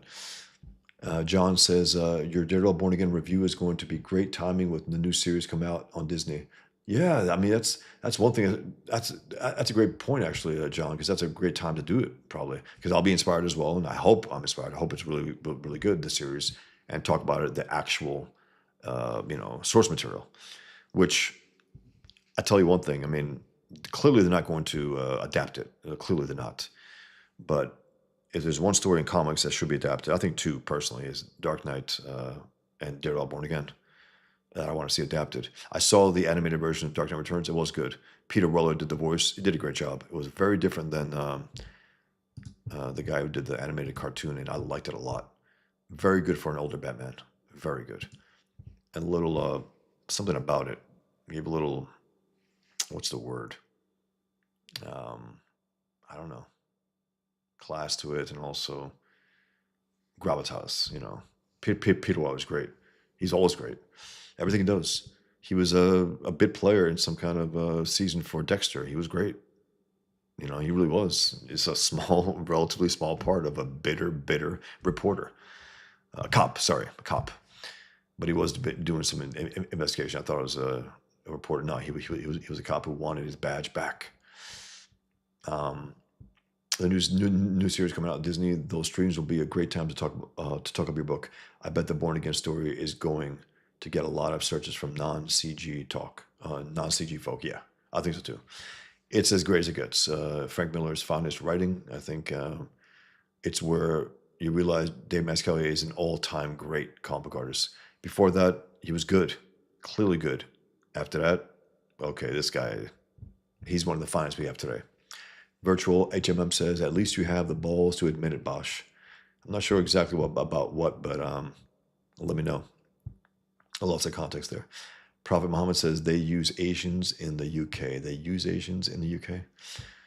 I'm not sure. Prophet Muhammad.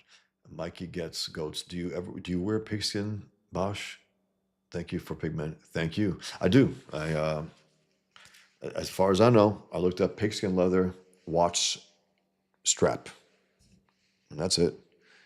I also have certain things pigskin leather. And again, it was like a eureka moment. I had drawn Pigman, and I drew him with a pink mask. I was like, that's not going to work. That's stupid. And then I said, wait a minute. Pigskin leather. Yes, it looks great. It looked different. Differentiated him from all those superheroes. Let me show you something, guys. If I haven't, I know some of you have seen this. But this is something that I had made. That I got made. 1 second, guys. A while back, and I think it's great. I mean, it's really good quality, and it catches him. It's awesome. And again, you guys, September 11. Capitalist pig, $. Capitalist pig, $. Got a little cut there. September 11th, 993, Flight 93. The first attack on the Twin Towers, 1993. There's traditional S for superheroes. And that says pigskin. Has that rust, darker orange color.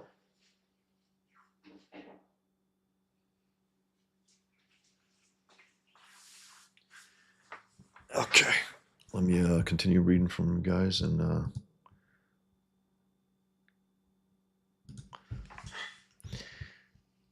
let's see. Do you wear pigskin? I do. Again, I love it. I love the color. I got a jacket that I don't think it's pigskin, but it has a certain quality. Certain things, and not all of it is the same exact hue. Some are a little darker, a little more rust color, a little more orange, a little more bright. But I just love the idea of, as I often say, and I will say over and over again, to exploit the Islamic enemy's bigotry. I love it. That's why he wears a pigskin. That's why some of them kill themselves before he comes into their caves, into their rat holes to kill them. Pigs don't eat because they don't know how. You seem to be more of a fan of the older generation of artists. Where do you rate Jim Steranko and the all-time greats? I mean, look, man, it's not that I'm into Frank Quitely. I'm to modern artists. I am. I love Frank Quitely. I think he's great, except for some faces at times he fucks up. But overall, the guy's great. But there's a reason why the classic guys are the classic guys.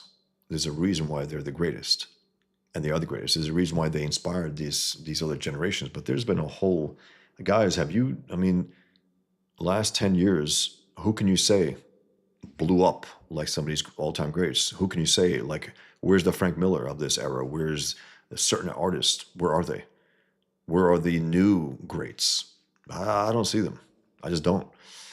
It's not happening. Whatever reason. They're not being cultivated. They're not being, they're not learning the right things. I don't know. So yeah, Jim Steranko, from what I saw from stuff, I did like. I don't know enough about him. I know he's hey henchman. I like his attitude on X. I think it's funny. He's as right wing as they come, and he is a good artist. And I liked some of those things. The Hulk covers, the Nick Fury stuff was great. Very, very exciting. Not put all together like the other guys, though. I will say that he doesn't have like the Toth, Basima, like high. I don't know what it is. The bodies, the expressions. He was very into the graphic art of it all, and he was very good at that. I don't know enough about him, though. I just don't. But he is good. I know that. Trevor. Skull, Trevor. Just caught a bit here while getting ready for work. My man. Glad to have you here, Trevor. Sean. Hey, Bosch, the book looks great, but posters to UK is I hear you, man. And this is why someone asked me to make the digital version, which you can order actually here for $10 cheaper. So it'll be all in there. 11 people have backed it so far, overseas, worldwide. You should maybe consider that. I get it, man. The shipping overseas has been exorbitant beyond belief. It's like, what the hell happened? I mean, how could it have gotten that bad? But I always shipped overseas 20 years ago. France, Israel, even the Pakistan, England, I mean, Italy, everywhere. And I think I get less orders from overseas because of the costs.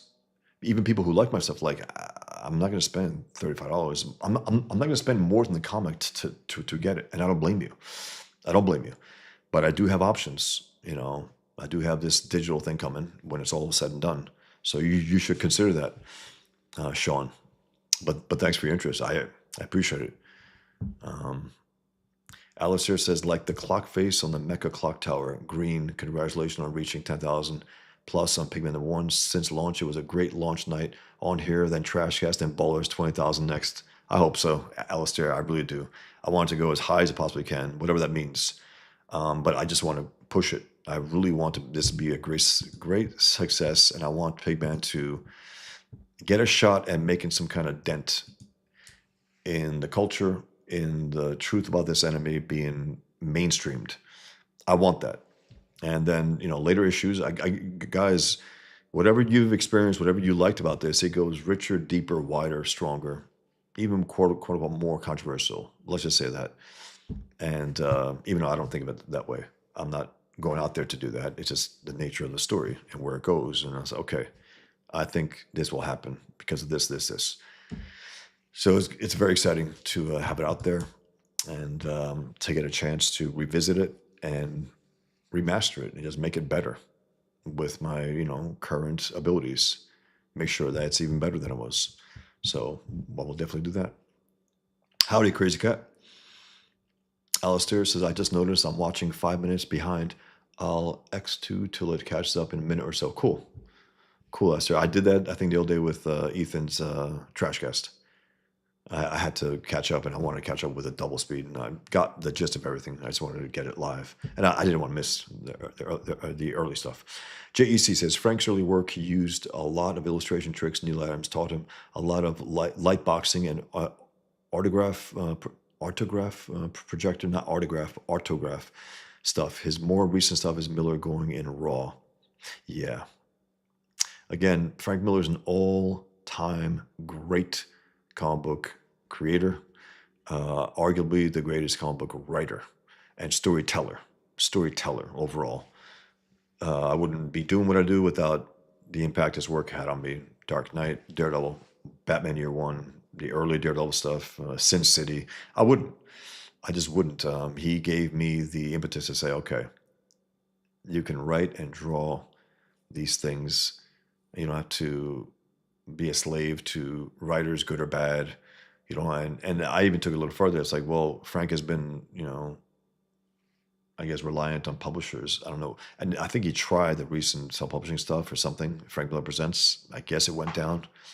I don't know what happened. I know that the stuff wasn't great. I know that. I don't know what he had to do with those. I remember when I first heard of it, I sent a letter to Dennis Kitchen asking him, hey, is this a possibility? He goes, I wouldn't do it, Bosch. He goes, you don't retain any of your rights. I'm like, okay, I'm out. It's all, I guess, owned by them. It's Frank Miller Presents, and you get the benefit of having under the umbrella Frank Miller Presents.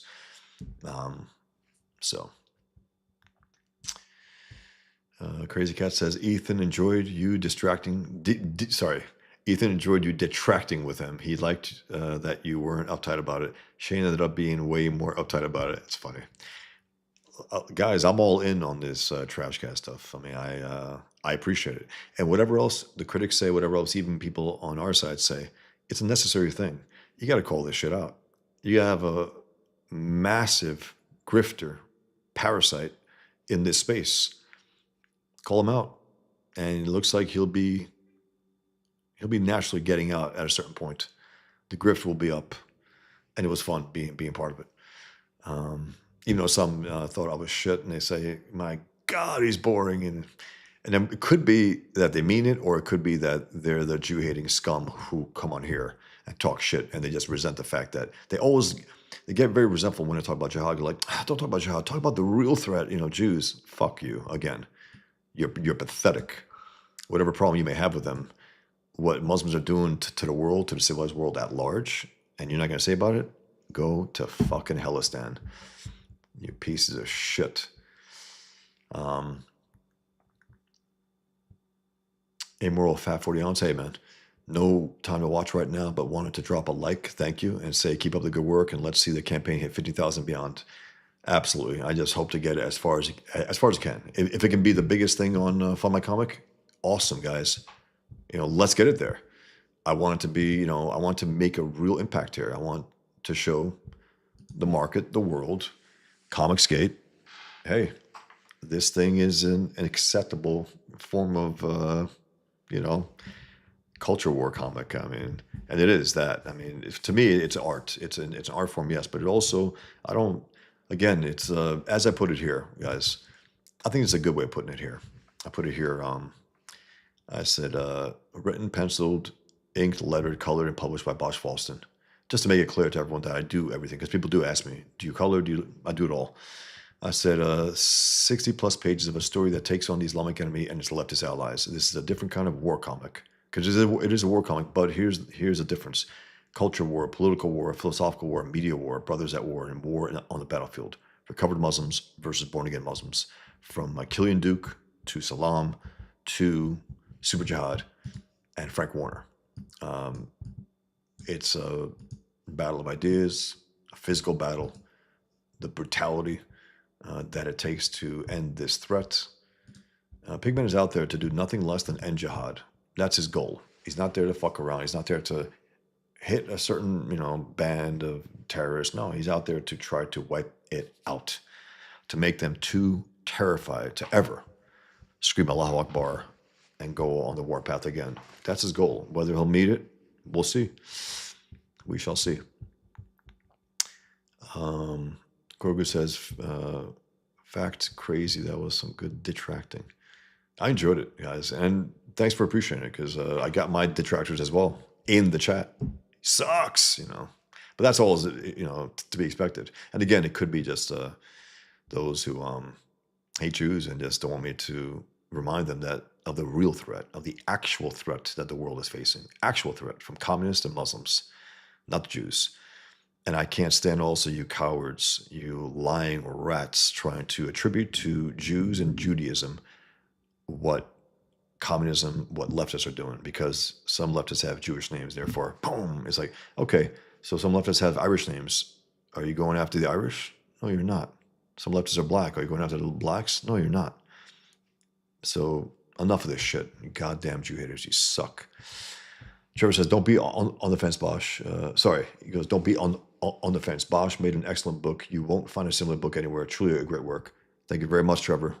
Very much. I really appreciate it. Known Trevor for a long time, many years. Cartoonist, military guy, a good guy. So that means a lot, Trevor. Thank you so much, man. Crazy Cat, shout out. Grogu. Everyone's saying hi. Cool. Grogu says, I just checked ISIM 3 almost 3 days in, and it still hasn't hit 300,000. That's trouble, man. It's hilarious because he gets that money, and it means nothing compared to what Pigman's relaunch will do for very little. 100% Grogu. And that's a key here. It's like, to me, getting 10,000 that first day, that's a big deal to me.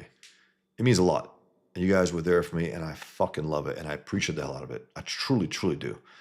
And Taser Man, that little piece of shit, was like, hey, man, he was making fun of it. And he goes, enough with this fake humble. Fake humble? Are you fucking kidding me? I'm pleased. First day, 10,000? Guys, awesome. Fucking awesome. And then, of course, I want to go further. I want to go a lot further, guys. And if you could back it up, I would appreciate it. I'm trying to make the pitch here, trying to make it as, compelling to you as possible just by talking about it, because I think it is compelling. And again, there's no book like it out there. There just isn't. There is not. And you want to get here on the ground floor. This is the, starts from it's a relaunch, starts from scratch now. By issue 3, all new material. From that to issue 6. It'll be cohesive. It'll be better. I mean, however I can improve it, that's what I'm going to do. Grogu says, if only Laser Man was here. Yeah, I called him Gazer Man at some point. Alistair Campbell, yeah, Bosch was great on Trash Gas. He's not scared to say what we all know. Hopefully Ethan will get him back in a future show. I love to do that. I enjoy it. And I'm all in. I mean, he's poisoned in this space, every July and the whole crew. They really are. They don't give a fuck for the medium. They don't care to push it further. It's a cash grab for them. It truly is. He saw what Ethan was doing, and Cyberfrog, and was like, I got 500,000 potential pay pigs. Huh. I don't give a fuck for comics. I pretend I do. I never talk about certain comics that I love or artists, but you know what? Let me cash that shit in. That's it. That's what happened. It's terrible. And it is a disaster, Mikey, as well. It really is. It's for a guy who started 3.7 million, ISIM #1, and now he can't get past 300,000 in 3 days. That's a massive fill. I can only go up, from where I am. I mean, ideally, what I want, guys, is those who back it, get it, love it, like it, want to continue. That's what I want. I want you guys to come back for issue 2 and make it bigger than whatever this is going to be, and so on and so on. I want you guys to be completely, locked into the story, and you got to know what happens next. That's what I want. I don't hear that coming from July on his streams. I hear him talking about the business and all that. It's terrible and it's boring as fuck. But it was fun to detract with King Detractor Ethan. It's fun.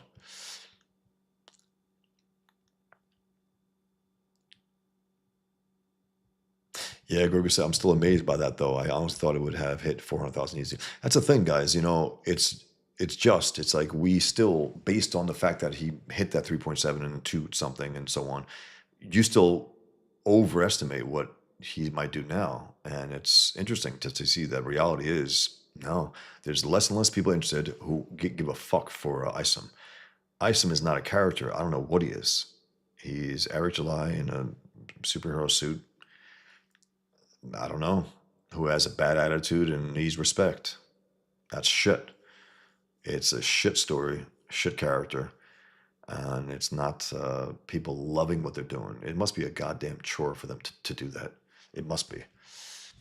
Um, Grogu says, virtual HMM said, I live in the UK. I agree with you. Islam is purely political. Yeah, it is. And you know, it's like people, oh, no. We're talking about political Islam or Islam? It's like Islam is inherently political. Inherently. It's inherently militant. You know, it's that you might find a decent Muslim who doesn't kill you and they say hi to you. That doesn't define the religion. That's just a human being who happens to be associated with this religion. I mean, I have many family members who are Muslim, technically speaking, even though they have never read the Quran, who are decent people, who I like. They're not the embodiment of their religion. It's the true believers and the ideology. That's the evil. That's the key. That's the point. And if you take care of that, if you take out the true believers, the currently passive ones will be even more passive. They'll be even more passive. And that's what you need. Crazy Guy says Bosch was a natural at detracting. Hilarious.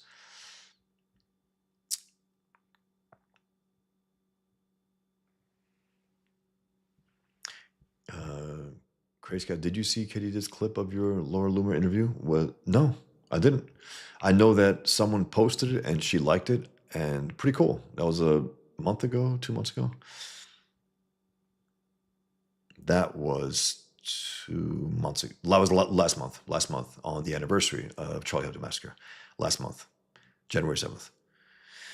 Yeah, Laura was great. She had me on for a bit, and it was good. And I mentioned Comics Get Kings and Ethan and a few of the guys. I said Sean Davis. I was like, oh, Shane Davis.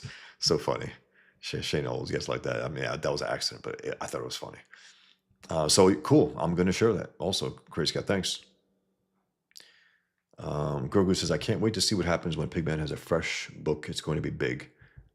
I hope so, man. I hope so. I really do. Alistair says, yeah, I agree. Bosch is a good natural detractor. Tractor. That's hilarious. To all the ripper shite. It's so bad, man. It really is. Grogu, you sound good, Bosch. I sound good. Okay, so I'm only halfway through. I do, I don't know, guys. This is like now a thing. I'm going to read it. And I know that's not supposed to be good or something. Someone mock that. I don't give a fuck. I'm going to be here.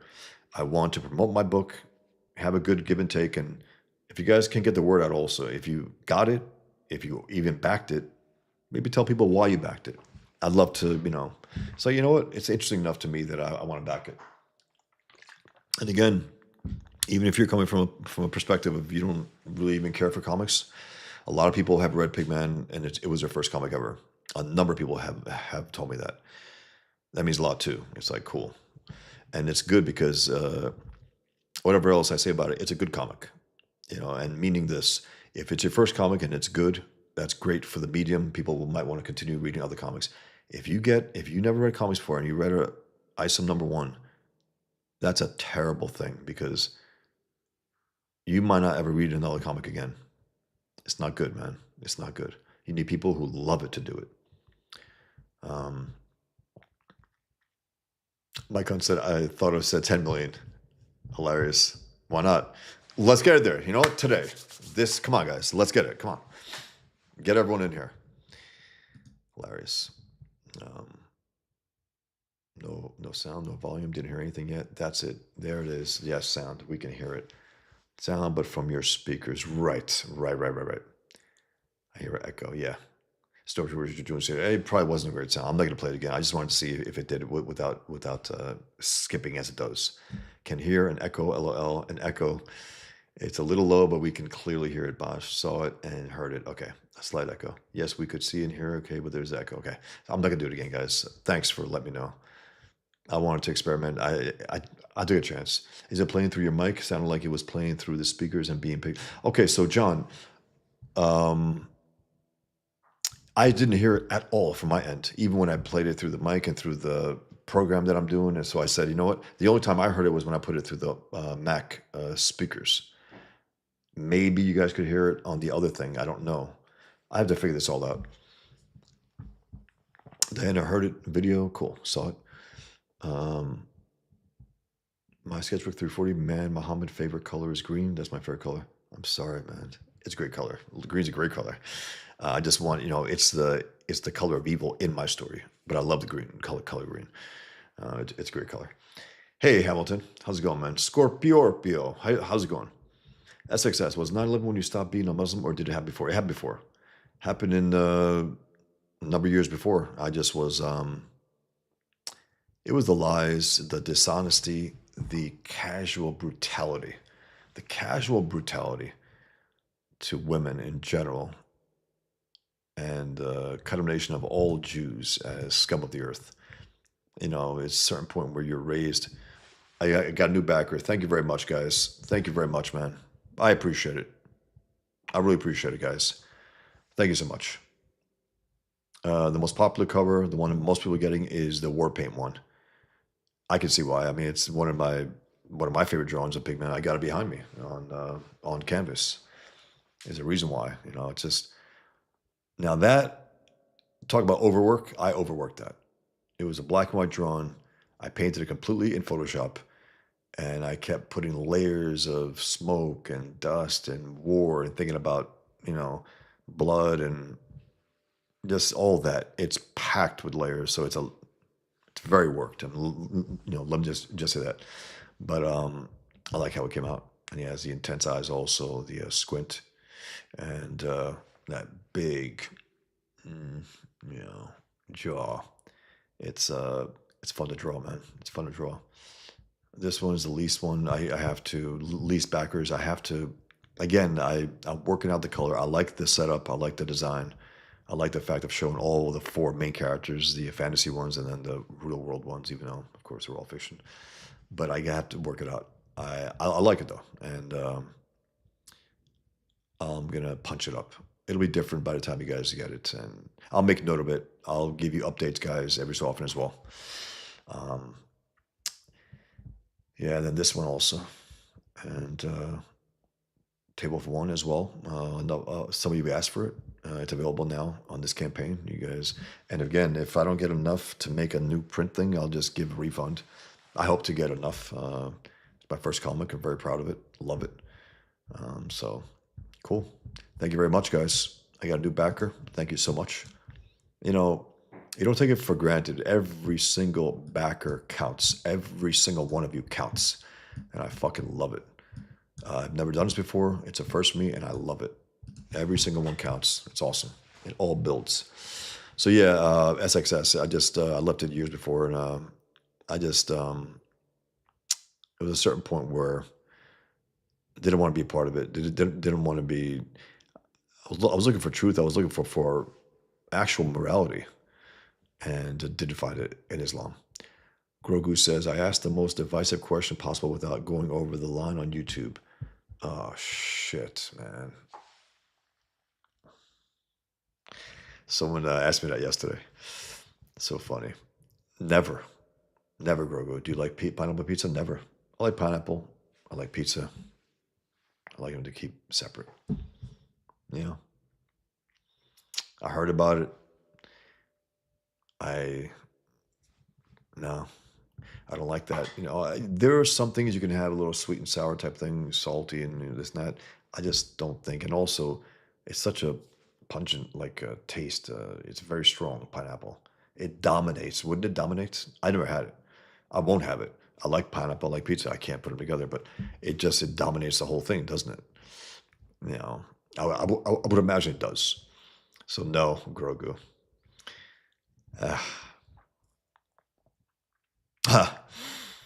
Mike says I have to be in a weird high mood to order pineapple pizza. Jimmy says, "You monster." That's a no-win question. LOL. Hilarious. Hamilton Berger said, "What are the differences between Pigman 1 and Infidel number 1?" It will be me, Hamilton, looking it over. Again, when I'm through with all this, I'm working on this other project right here. It's a big one. When I'm done with this campaign, before I'm done, because I set July 31st as a tentative date.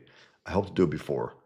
But at a certain point, I'm looking at it now. I can't help but look at it now and say, okay, maybe I could do this. I'm just looking at it where I can improve it, punch it up, make it a little more exciting, make it more interesting, layout wise, panel wise, letters.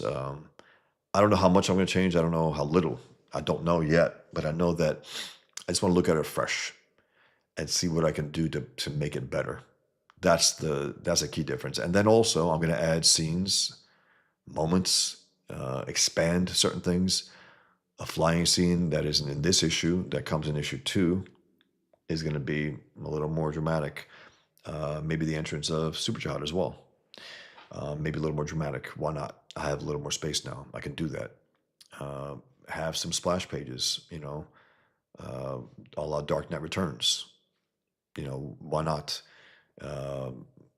Interesting, better, and also just try to make it, fit in also. I'm not going to try to, like, I got to draw the way I did. No, I'm going to try to draw as well as I can and just make it integrated within the story as well. And don't make it skip. Don't make it look like, oh, that's it. You shoehorn that in. No, I'm trying to make it as integrated as possible.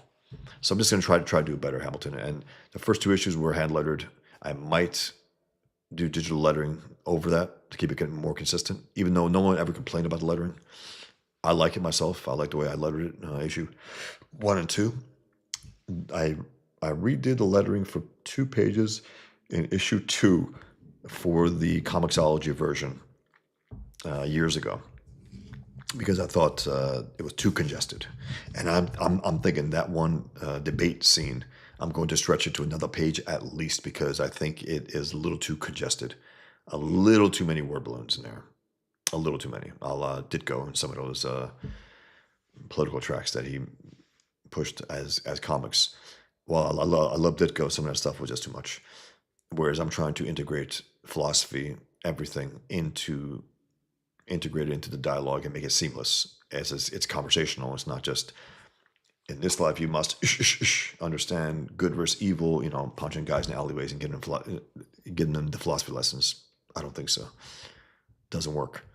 So yeah, Hamilton. I'm going to see the details, but in general, I'm going to try to improve what can be improved.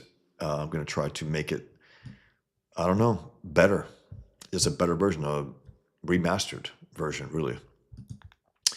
And we'll see. We will see. That's what I'm going to say for now. Crazy Cat question: how creatively crazy do the villains get in the comic? Any flamboyant, eccentric villains who always keep a young boy by his side? It's interesting you say that. There is an allusion to certain things in there.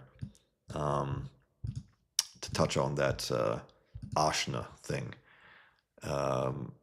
Whether it's obvious or not, I guess you be the judge at a certain point.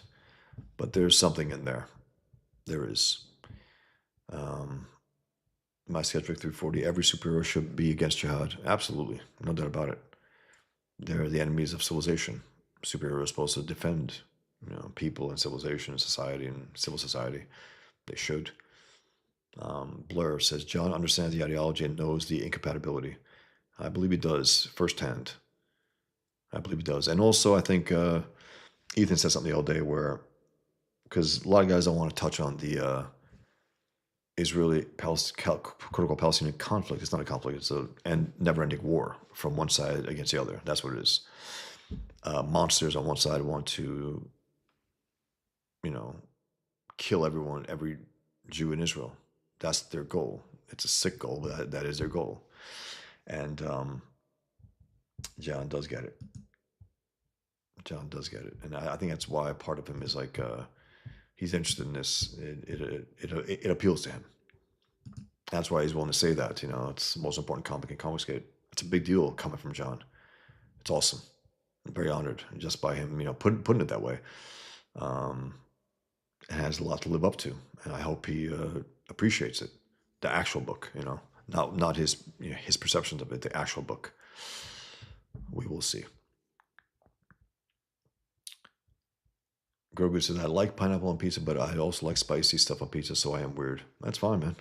I like pepperoni. I keep it pretty simple, pepperoni. I just had it yesterday. Saturdays, I have anything I want. The other days, I have a very strict, I don't deviate Saturday, whatever. I like it that way. I've always done that, and it works well for me.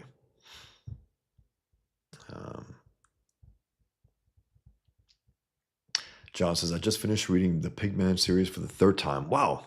The story gets deeper with each reading. I keep noticing details that I missed before. Can't wait to see the remastered book work. Thank you very much, John. I really appreciate your support, John. You've been very generous with your kind words about this. Thank you so much, man. I really appreciate it. My man, John. Thank you. Thank you very much. John's been very complimentary of this story, and yeah, there's a lot that goes on, and you will see layers of stuff. I mean, as I was designing the story, I literally had a Bible of 1,000 pages that was made up of all my, research. I read endless books, articles, everything I can get my hands on, and I just did that. And it happens to be that I said, okay, but I can't just shove that into here. I have to integrate it as seamlessly as I possibly can, and I think I did. Katie, how's it going, Katie? Katie says, hey, Bosch. How are you, Katie? Good to have you here. Thank you. I will see you tomorrow. I think 10 a.m., but I don't know exactly what time it's me and you, but I'll be there. Thank you very much. Thank you very much, Katie. Katie's like the greatest evangelist for Confiscate. She really is. She suffers through it too. She watches the goddamn zeros and especially July stuff. That is tough. But she gets some gold. And she goes through it all. So very much appreciated, Katie. I hope you're getting paid for this somehow. Super chats or someone's, at some point. You deserve it. Thank you very much, Katie. Glad you're here. Aldion says, Bosch, did you draw all the cover variants for Pigman? Yes, I did. Every cover. And again, I wanted to mix it up. I wanted to make it like a traditional, all-out action, Pigman killing jihadists, punching that guy to death, about to choke the life out of that guy. And that guy back there, if you notice, he's all in yellow. He's a little more scared than these guys. That's why he booked. One guy there, he's pretending he's dead. He has one eye open, looking up. And then you got these guys. Even the guys with the guns are like a little shaky, like, shit. Is it going to bounce off? Is it bulletproof? Is he a monster? Is he, and so on. It's fun. And then this one, just the direct, war paint one that I've had for many years. And then this one, the 4 characters, I want to show it's a real different covers, which I like. And then this one, pure black and white. The vow of Pigman to make sure that these scumbags can never do this again, ever. That's what it's about. So yeah, I did it all, LDN. SX says, I backed. If you haven't, you should. Thank you very much, SXS. Very much. Every single backer counts. I appreciate every single last one of you guys. I can't do this without you. I can't do it without Ethan. I went on Ethan's show, Trashcast the other day. I think it was on my own. I was able to build up 4,000, which he was a little like, whoa, that's pretty cool. I like that. I like the fact that I was able to do that. And then what happened within an hour or two, boom, up to 9,000. Just being with the power of Ethan's show and Confiscate. It's awesome. It's awesome. Love it. Thanks, SXS. Travis Parrick says, do you think Ilham Omar will be deported? I don't know. I know she's an enemy of the state. I know she's an evil scumbag. I know that. I know that she says something so bad. Let me show you guys if I can find it. Let me show you guys.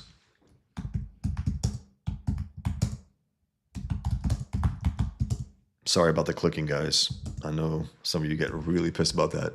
Sorry. Let me see if I can find it, though. Okay, I did find it. Very cool. This is my cartoon of Ilhan Omar, this pig, a disgusting communist Muslim who's an enemy of the country, wants to see it burn.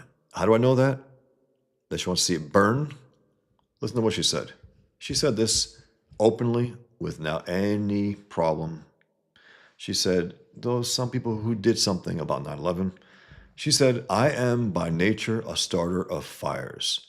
My work has been to figure out where I'm going to burn down everything around me by adding the fuel of my religion, skin color, gender, or even tone. This is a scumbag. Doesn't belong here, doesn't belong in Congress. She's a scumbag. She's evil. And I hope, the word is that it's proven she married her brother, some other stuff, some other scandals. I hope it gets her out. But then again, her constituency is made of scumbags too, Muslims and communists, and she relies on them. So we will see. I drew this a few years ago for, I think, Front Page Magazine. So yeah, unbelievable. Unbelievable. I will check that stuff out later. Yeah, just want to show that. Yeah, guys, so back it. And if you are hesitant, you're on the fence, come on.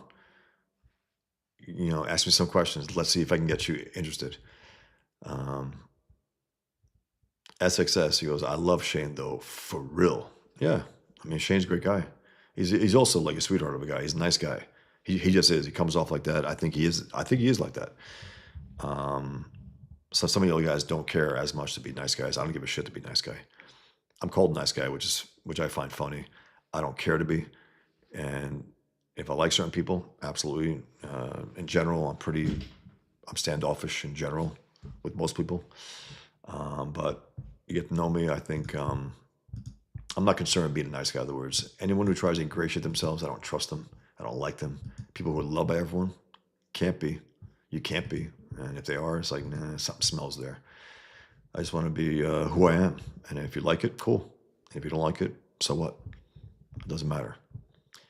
I'm not going to try and ingratiate myself, but I will try to at least explain myself and try to, interact with you guys and answer questions. And sure, no doubt. But there are people who are preoccupied with being nice, in other words. I don't trust those people. Politicians, other scumbags, being quote unquote nice. I think Shane's generally a nice guy. That's how he comes off, at least on the feeds. And he loves the medium. He loves comics. He does. And it's just cool. Aldion says that Ilhan Omar should stand trial for treason. Yeah, she should. She should. She's an enemy of the state, enemy of America. She is. She wants to squeeze the country for all it's worth to her benefit. She brings nothing, adds nothing to us, and takes everything she can. Disgusting. Gibber says Asian hookers have their place. Stop being a hater. I don't know who you're talking to, but Mikey says I'm still mad at Shane for his white guilt. I know he laid it on pretty damn thick to the point where you realize it was a work, but still. Katie says, looking forward to you stopping by sometime tomorrow during a Good Morning conversation. I definitely will, Katie. Thank you very much for inviting me. I appreciate it. Crazy Cat says, RT Bear is the man, legendary anchor. Great anchor. I remember at the time when he came out, I was like, holy shit. We have a guy basically who, Terry Austin was waning at that point, whatever reason, and he had a similar energetic quality in his work that he made everyone look better. There was a burst of energy there that I just, everything he inked was awesome. Beautiful. Mikey says, Bosch doesn't read chat, Katie. I sure as hell do. Some say too much, but I do got to get going though. I have to do a few things. So I'm going to go through this, guys, and then we'll get going. Sean Allen says, I'm going to read it a little faster now, actually. Sean Allen says, T-Bear's line work is fantastic. It is fantastic. It's awesome. Crazy Cat says, Bosch, could read the chat on his smartphone? Couldn't you? I guess I could. But why would I when I have it here? I guess I could, as in on the movie you're saying? I like this whole setup here. I like it here. And I can refresh to this page and have a shared shot. So yeah, guys, consider backing Pigman. Want as many backers as I can get. I want you guys to be intrigued by it, and then hopefully when you guys get it, then you'll say, okay, this is good. I want to continue this. That's the hope. That's what you want. That's what any artist, any storyteller wants in comics. You want them who cannot wait to read the next issue. That's the ideal. Huh. I guess so. Gibber says, that's not true. He reads too much chat. It loses all of its context. Sometimes it does. But a lot of it is good. I think it's worth it just to read some of the stuff. But SXS says EBS said that Jim Lee is not a DC artist and couldn't agree more. Lee sold his soul along with Wowsome. He sure as hell did. SXS. I remember when he made that move. I was put off by it. I was like, wait a minute. He's not just being published by it. He sold it to them. That means he never gave a shit for his own company or his own characters, Wildcats and whatever. He never gave a shit for him. It was just a purely business move. It wasn't about. Remember, they tried to push the idea. It was about freedom and all that. Nah, you guys took the fame that Marvel and DC you got under them and milked it for all it was worth and gave us some bad comics. Those comics were bad, man. I don't care what anyone says to this day with that, with the rose-colored glasses. They were bad, really bad. The stories were terrible. They took the money and ran. That's what they did. And when Jim Lee sold everything I said, okay, that's what it was. And then Frank Miller also had a little criticism to give. Every so often he came out there like Death Blow. I think Jim Lee tried to ape Sin City. Frank Miller called him out in one magazine. Come on, man, do your own thing. And he was right. It was ridiculous.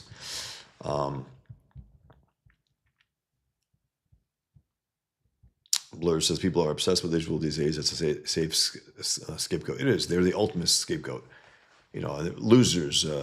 One thing I know, all the Jew haters I know are absolute flat out losers, blaming the Jews for everything and anything.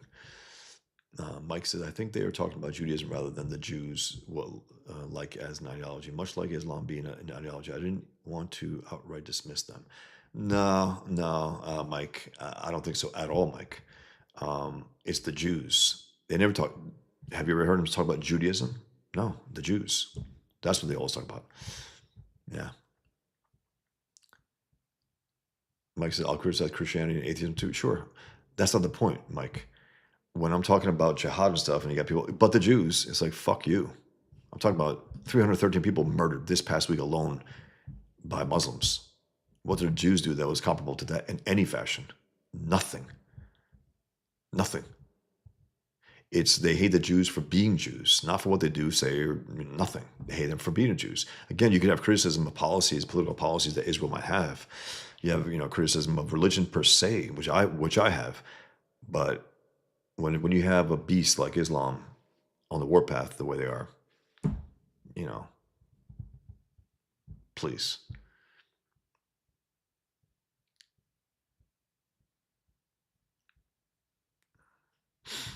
Alistair, I did do that finally, I believe, on YouTube. I was able to do that. Okay, good. You realize I did that. Good. It isn't pinned, but you'll figure it out. Hamilton, it's not pinned? Success? Okay, so it is pinned. Okay, awesome, guys. Great. Very, very, very cool. I appreciate it. SXS says, get Millen to do a cover for Pigman #2. At that point, I think I might be able to. If this goes well, guys, again, I want to propel this to issue 2, 3, 4, 5, 6. I want to punch up the campaign for issue 2. Get Malin, maybe ask Ethan at that point. If it's very successful, I can afford, these guys, and they need to get their payday. These guys are, they should get their payday. So at that point, we will see. I might be able to actually afford them. So again, guys, you want to see a comic like no other? Get Pigman, and that's the one pitch I think, in short, that I can give. It's unlike any comic out there. Truly is.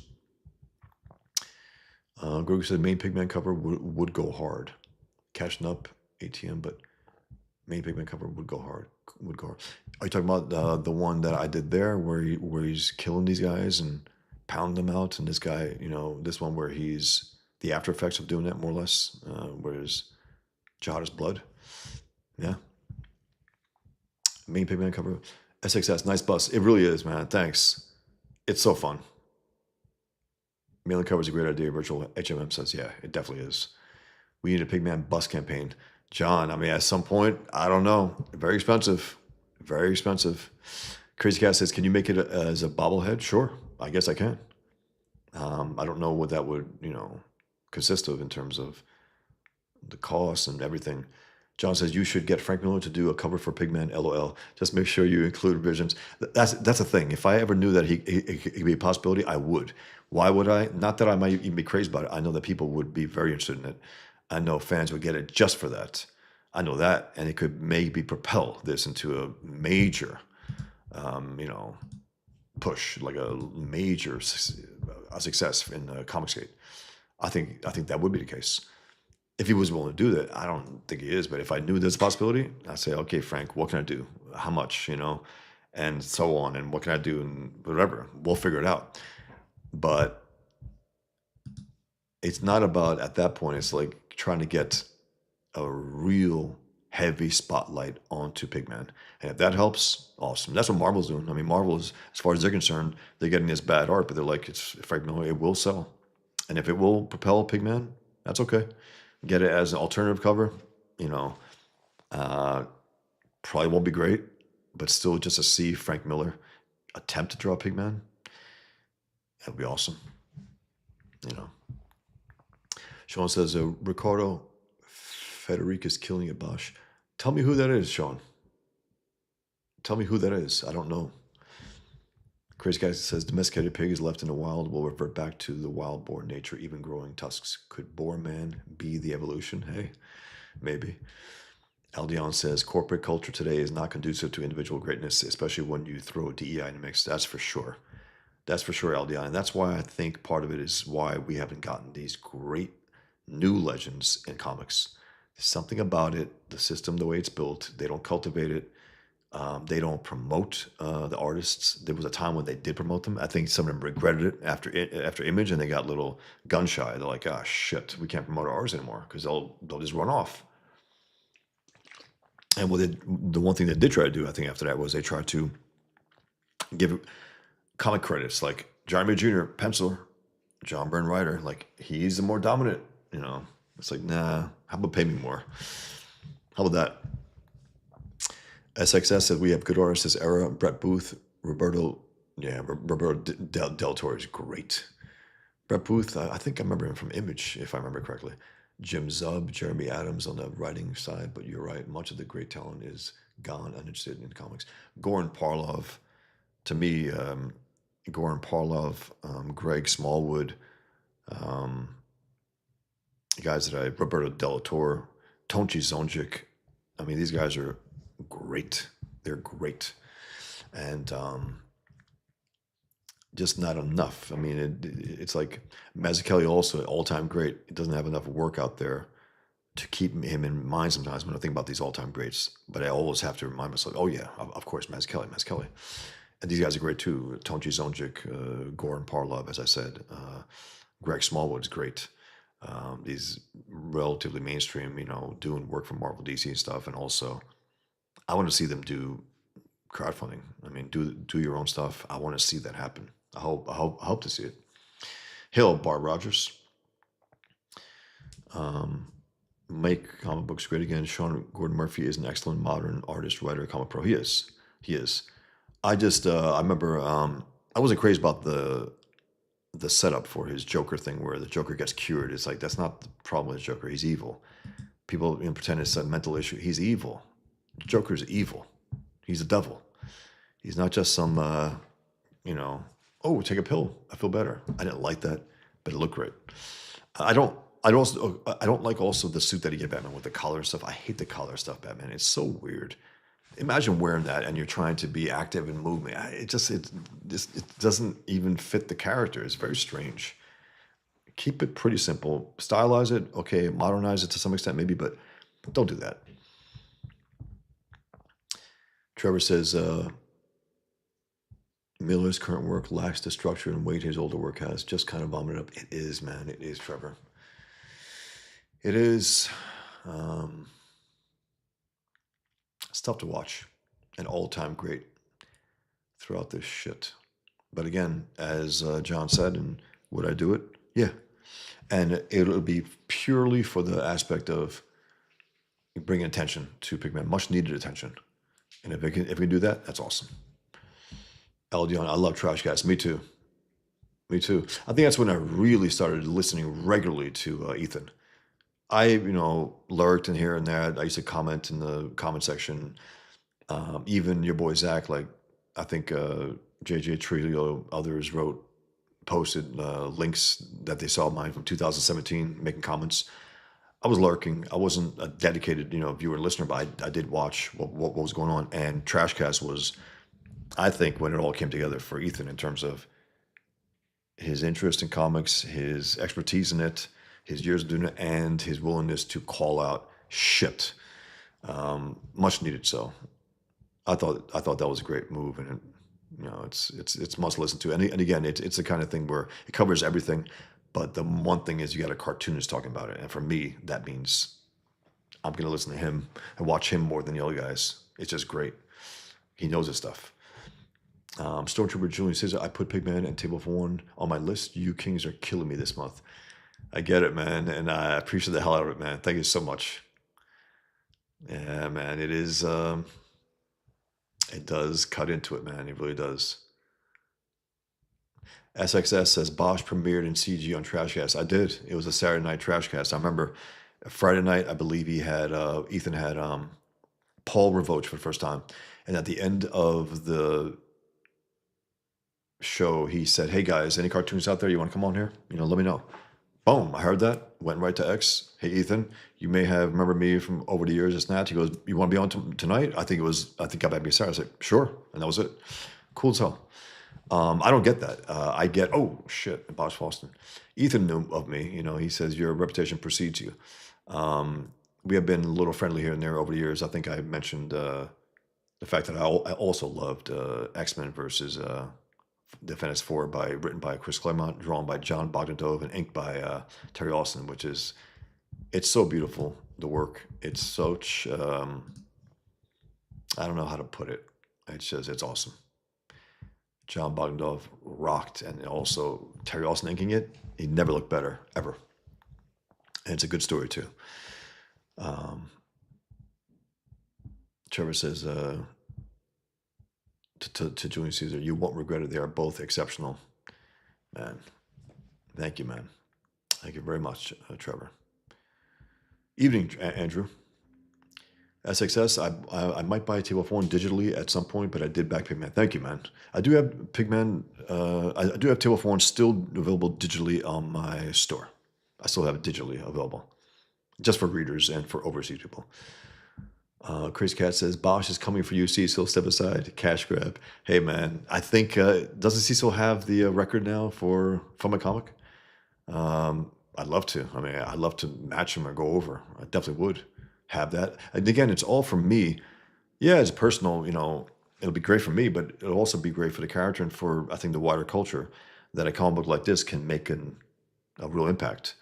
It can be out there. It can be seen as, quote unquote, acceptable, when it's not seen as acceptable by so many. Grogu says, face red, hard shape. Hell yeah, Bosch. I think maybe about the pen. I finally got it. Maybe. SXS, you'll get a bump Monday on CG Kings. I think so. I hope so. Grogu says, Eric used to call it the industry for wailing fans with endless variants. Yep. See, yeah. And extra things to keep collectors buying things. He used to reason with people to spend less. Yes, he did. He was talking a lot of stuff before. Sean, is Bosch way behind the chat, or is it me? I probably am, but I'm nearing the end, actually. Sean. Trevor says, Julius Caesar, have you? Okay. I think some of the stuff, maybe when you guys respond to each other, I might not read.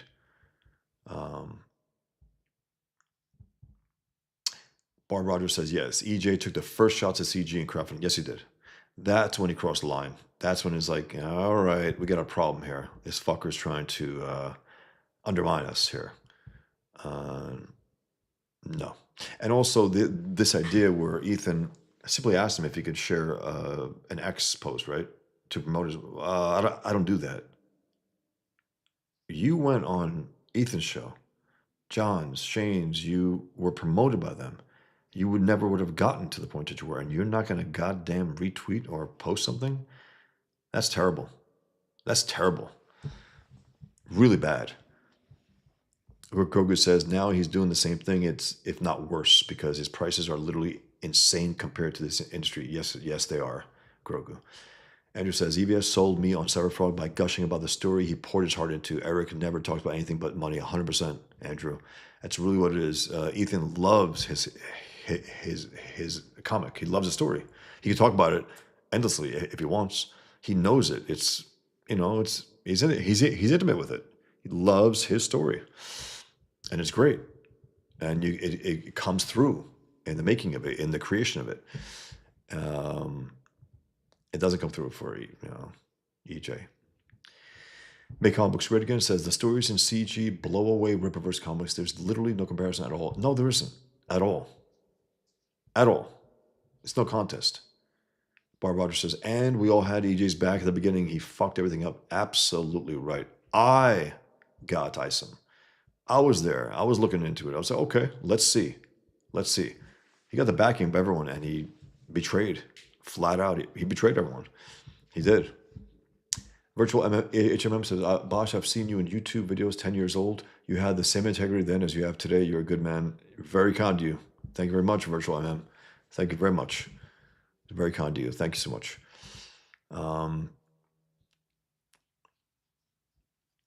Crazy Cat says to Barb, Miss, did you see ISOM 3 hasn't even met its 300,000 goal yet? Yeah.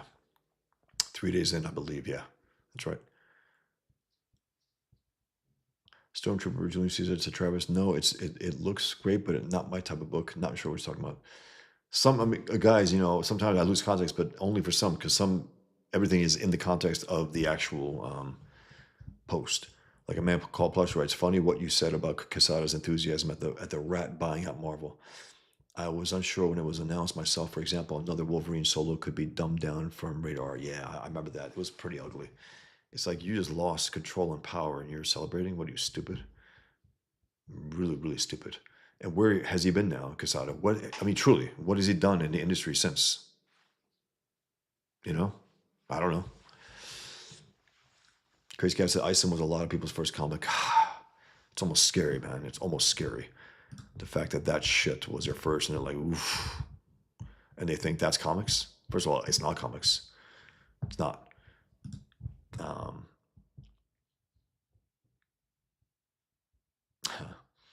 Barb Rogers calls it receivership verse. Very funny. She thinks it'll be out by the end of March. Wow. I don't know. We'll see.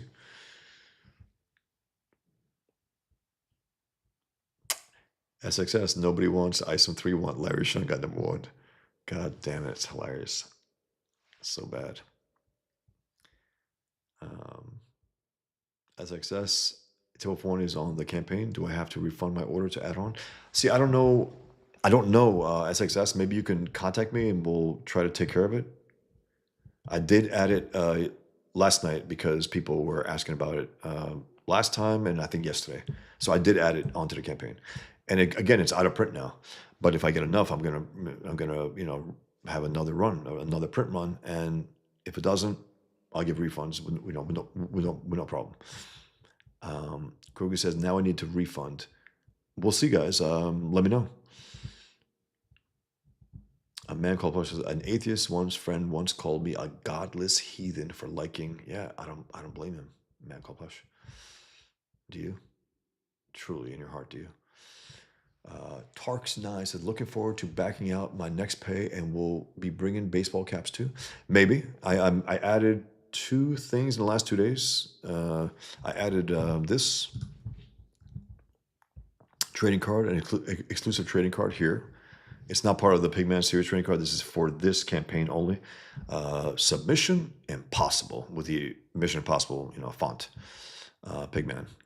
Submission Impossible. I got one backer. Cool. So I added that and I added table for one. It'll be bigger than the Infidel here, and I'm charging 25 for that, so I charge 30 for this. It's 81 pages. That'll be about 60-something pages. I can't say exactly how many. Could hit 70, but 60-something pages for sure. And I did get one of the backers for the Pigman Commission. Whoever is out there, I guess you'll get in touch with me at some point, and we'll work it out. Ask me what you want, and we'll go from there. Very cool. Thank you so much, man. It's very kind. Thank you. And also $500 for the original pages of Pigman. I felt the pain when I let go of a Pigman page for 150. I don't want to feel that pain again. It's so funny. I've been saying for years, it's raw material. Yeah, it is, but it's also I like the original art. There's something, you know. If I let go of it, I want to let go for a lot more. That's all. Um, Make comic books great again. I'm sure your those splash pages will become a great. Yeah, I mean that's. I think it warrants it, and also if you were here for the other night when I read the review of Pigman by Daniel Greenfield, he mentioned a few times he compared it to Dark Knight Returns, and those splash pages were awesome. They only added to the story. They were really well done, well placed, and I can see myself doing that along those lines. I have some almost splash pages, but not quite. I got one where Pigman confronts Osama bin Laden, but it still has a few panels there. Two, I think one panel. I have another one where he's getting attacked by jihadis who jumped off a cliff to try to kill him with their suicide bomb vests. It's almost a splash page, but not quite. So I'm going to have, I think, explicit splash pages. And again, it's so funny. I've been talking here about story, but that is part of story too, and it also make it a little more exciting. Why not expand it a little, open up a little, especially the Pigman parts. The killing parts, I'm not going to have splash pages clearly. Pigman parts takes up a lot of space too. He's a big guy, so it'll be fun. Trevor says, I have to head to work and make the bacon. Absolutely a Pigman tangent. Severing the cause of capitalism. Catch up later, and I'll be back tomorrow when I get up. Thanks, Trevor. My man, take care. Have a great day, man. El Dion, yeah, I'm just a pepperoni guy. Yeah, me too. I love it. Pigs don't eat it because they don't know how. Great stream last night. Little suspicious the sound went out when you were bad-mouthing Zach in a Barbie movie. If you talked bad about Joker 2, he might have had the full stream take it down. Joking.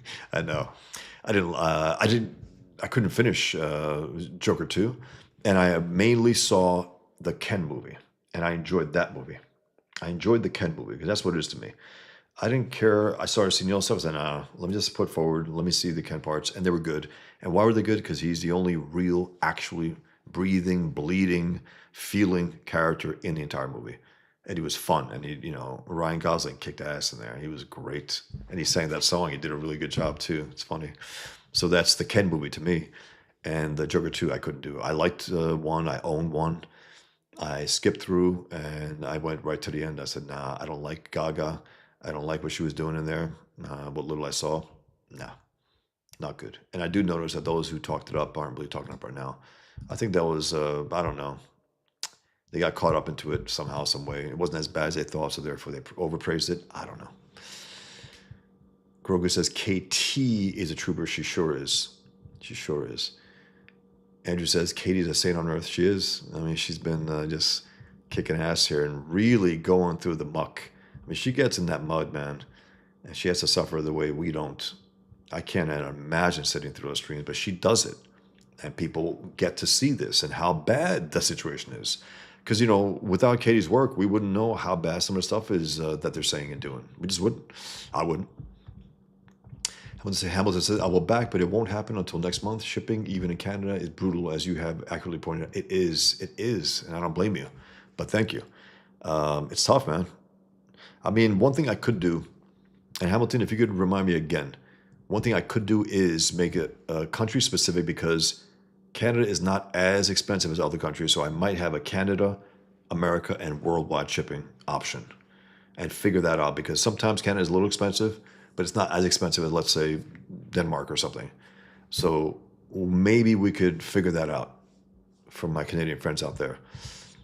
Remind me, and I'll make an edit. Yeah, I'm going to cut down a little, guys. Jimmy says 4K on your own day one is still really good. It is, and I'm proud of it, and I'm very pleased, and that was awesome. I was like, cool.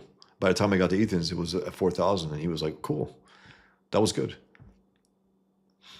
Hamilton says, we love Katie did. Yep, she is proof that you can be CG without making a comic book, which is way better than pretending you can make one like a certain hairy-shouldered, hibbity-jibbity merchant. Exactly right. Exactly right. She's as CG as any of us, and she's out there and, promoting it and pushing it and just being a source of energy. I mean, really getting the word out in a way that some of us can't or don't. So it's awesome to have her. Yep, SXS, pray ICE does its job. Absolutely right. Blur says, what a bish. SXS says, you're not a nice guy, boss. You're classy. I'm not a nice guy. Thank you. I'm not even sure about classy, but thank you. Sometimes. That's right. Marcus Kelligrew says, I'm from New York and I hate everyone at first. Yeah, I was born in the Bronx, New York and raised there, and maybe something there. I don't know. Simply Green says, the most terrifying force of death comes from the hands of men who wanted to be left alone. They try so very hard to mind their own business and provide for themselves and those they love. This is true, Simply Green. Until you go across the line like the fucking left did with us, with the children. When they went after the kids, I think that was their ultimate downfall, because once they did that, then everyone started looking at everything else. Once they went after the kids, they said, okay, that's it. What else are they doing? And that's when we did that. Bosch needs a mod, probably, maybe at this point. I get some nice traction here, guys. I really appreciate the give and take. Hey, Al.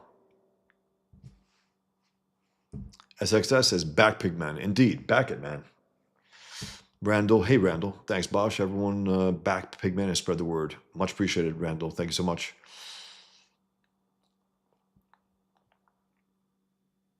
SXS, huge shame because Wildcats was legit. I don't remember liking Wildcats as a story. I got those comics. I mean, I did.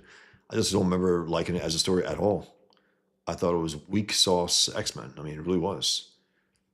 It just was. At least that's what I remember. I don't remember too much about it. I will say that because I just wasn't into it. Travis Parrick says, make sure you make a video for Table for One. I'll back your table book next payday. I do have a video. Check it out. It's maybe 2 videos on Table for One. Check out my YouTube channel. And guys, if you could subscribe to my YouTube channel, I would really appreciate it. I'm on the verge of being monetized also. I'm being reviewed right now, which, I don't know. Could be a bad sign, but we'll see. Let's see.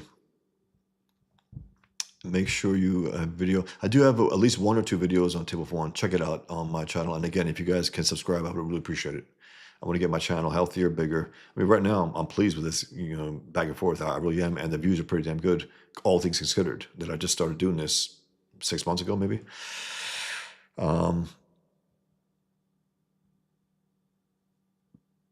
Simply Green says, what was Mossad doing in New Zealand? I don't know. Are you one of those guys? Or is that what your quote was for before? Oof. Anyway, we're just asking questions like Candace Owens and Tucker Carlson. Are you asking someone, or are you being a wise ass here? I don't know. Marcus Kelly, I'll draw a cover. We'll talk. We'll see. Marcus, there's some legitimate reasons for Mossad to be hanging around. After all, that mosque in the news here was producing jihadis. Alex says, sorry, I had to nip out to shop before it closes. Hey, man, I'm glad you guys are here. Come and go all you want. I'm here. I'm going to answer these last few, and then I got to go myself. Been here for almost 3 hours. So I think I'm going to call it a stream myself. I'm going to see a few more guys. SXS says you should stream with Paul. The 2 of you would be interesting to hear. Definitely, I love talk comics with Paul. I'm not sure I like to talk politics and other things. I think he's dead wrong about certain things. I really do. I think he has been blackpilled, even though he denies it. But Paul's a great artist, and he's a good guy. And he's a friend of Toth's. I mean, he was actually a friend of his, which is, wow. That's an amazing thing. But I believe he does believe that we didn't go to the moon, that Earth is flat. I don't, nothing is real type thing. No, I hope he gets his stuff together because he's a good guy. And I think the COVID thing did a number on him. And I don't blame that. I think a lot of people were felt betrayed by government, by our civil society in general, media. But yeah. David L says, my first comic was Batman Year 2, number 1. That was with Alan Davis. And then I think McFarlane took over the next 3 issues, I believe. I got it from 7-Eleven rack after that. I was hooked. Oh, yeah. That was great, yeah. Grogu says, DW, the refund comment was a joke about the pineapple debacle. Okay. Okay. Gibber says pineapple is the first pizza topping. Sorry, guys. I'm going to actually check out here, guys. Simply Green, I wince at the price of original art, but I get it. Yeah, plus it's a, you know, again, I'm not going to part with it. And again, I'm going to mention, again, to anyone who might be interested, I do have the cover, the new cover that I just did for this campaign, the cover number 1 available. I have the original art available, and I also wrote in the actual font. So if anyone's interested, let me know. Message me. Give me an offer. We'll go from there. And let me finish this up, guys, and then I'm going to get going. It's amazing how fast this goes, how many hours can go. It's an amazing thing, guys. Give and take and talking about comics and art, and it's an amazing thing. Stormtrooper Julian C says, a table for one, Dan Lola's cover would be awesome. It would be awesome. It would be great. It's an interesting time because anything can go now, you know. You're alongside these great cartoonists. It's like, damn, guys. At a certain point, I think there'll be some crossovers here and there. That'll be awesome.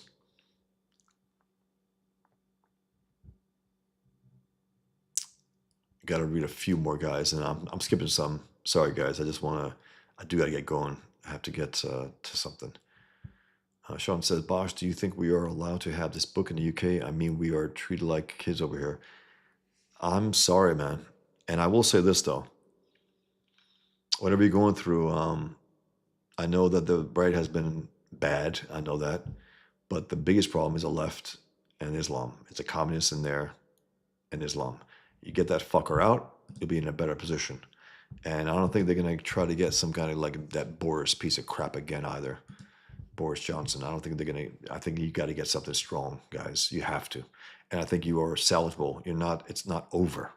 I hate the fact that the left does what they do, and then we call the entire country over. It's like, my God, these are just scumbags who want to destroy the country. But you get them out, you can have mini revolutions, counter revolutions right after. They have their revolution. We have a counter revolution right after, politically speaking, with elections. You can get them out. So it's not over. You guys are in a bad place, 100%. You got a goddamn dictator in there. He wants to be dictator.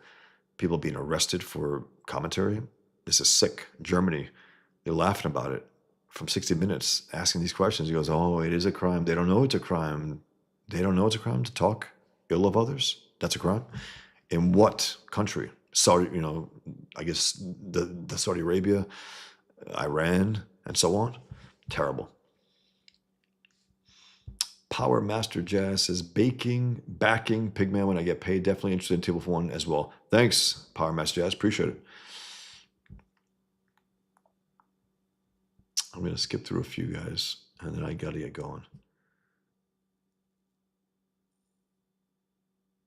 All right, guys. I'm down to the end.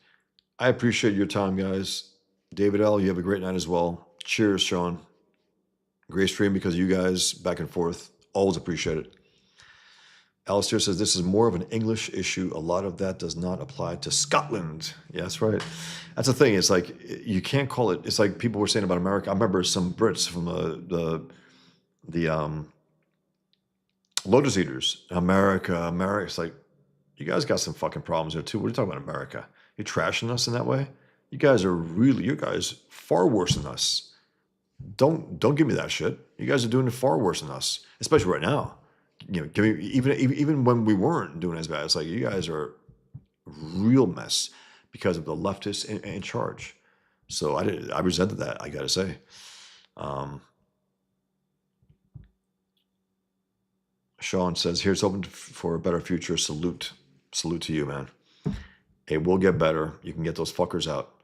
Virtual HMM, thanks for your time. Nice and chilled stream, Bosch. Always great to have you guys here. Thank you so much, man. Barb Rogers says, in Germany, the cops protect the illegals to the death. They do. It's become an evil government. Not the country itself, the people. Absolutely. Virtual HM UK is fucked. ATM. You tell them, Mosh. It's not. It can be fixed. It can be salvaged. Of course it can. The people can do it. As we did it this last time, the people got the government back in charge. a good government, a better one for the people. Whatever problems you may have, whatever criticism you may have, my God, we're worlds apart here. And I wrote about the idea that we can have counter revolutions. That's what we're doing a few years ago, and I just saw Victor Davis Hanson talk about that, about saying this is a counter revolution. He's absolutely right. You got the revolution by the left trying to redefine the country, redesign it, and it's getting back to normalcy. So we will see. But yeah, guys, the people can save the country. The Brits can save their own country. They can get the rat fuckers out. You guys be well. Salute. Thank you very much. And please consider backing Pigman. There's no comic like it. That's what I can say for it. There's no comic book like it. Thank you very much. You guys take care. Be well. Thank you.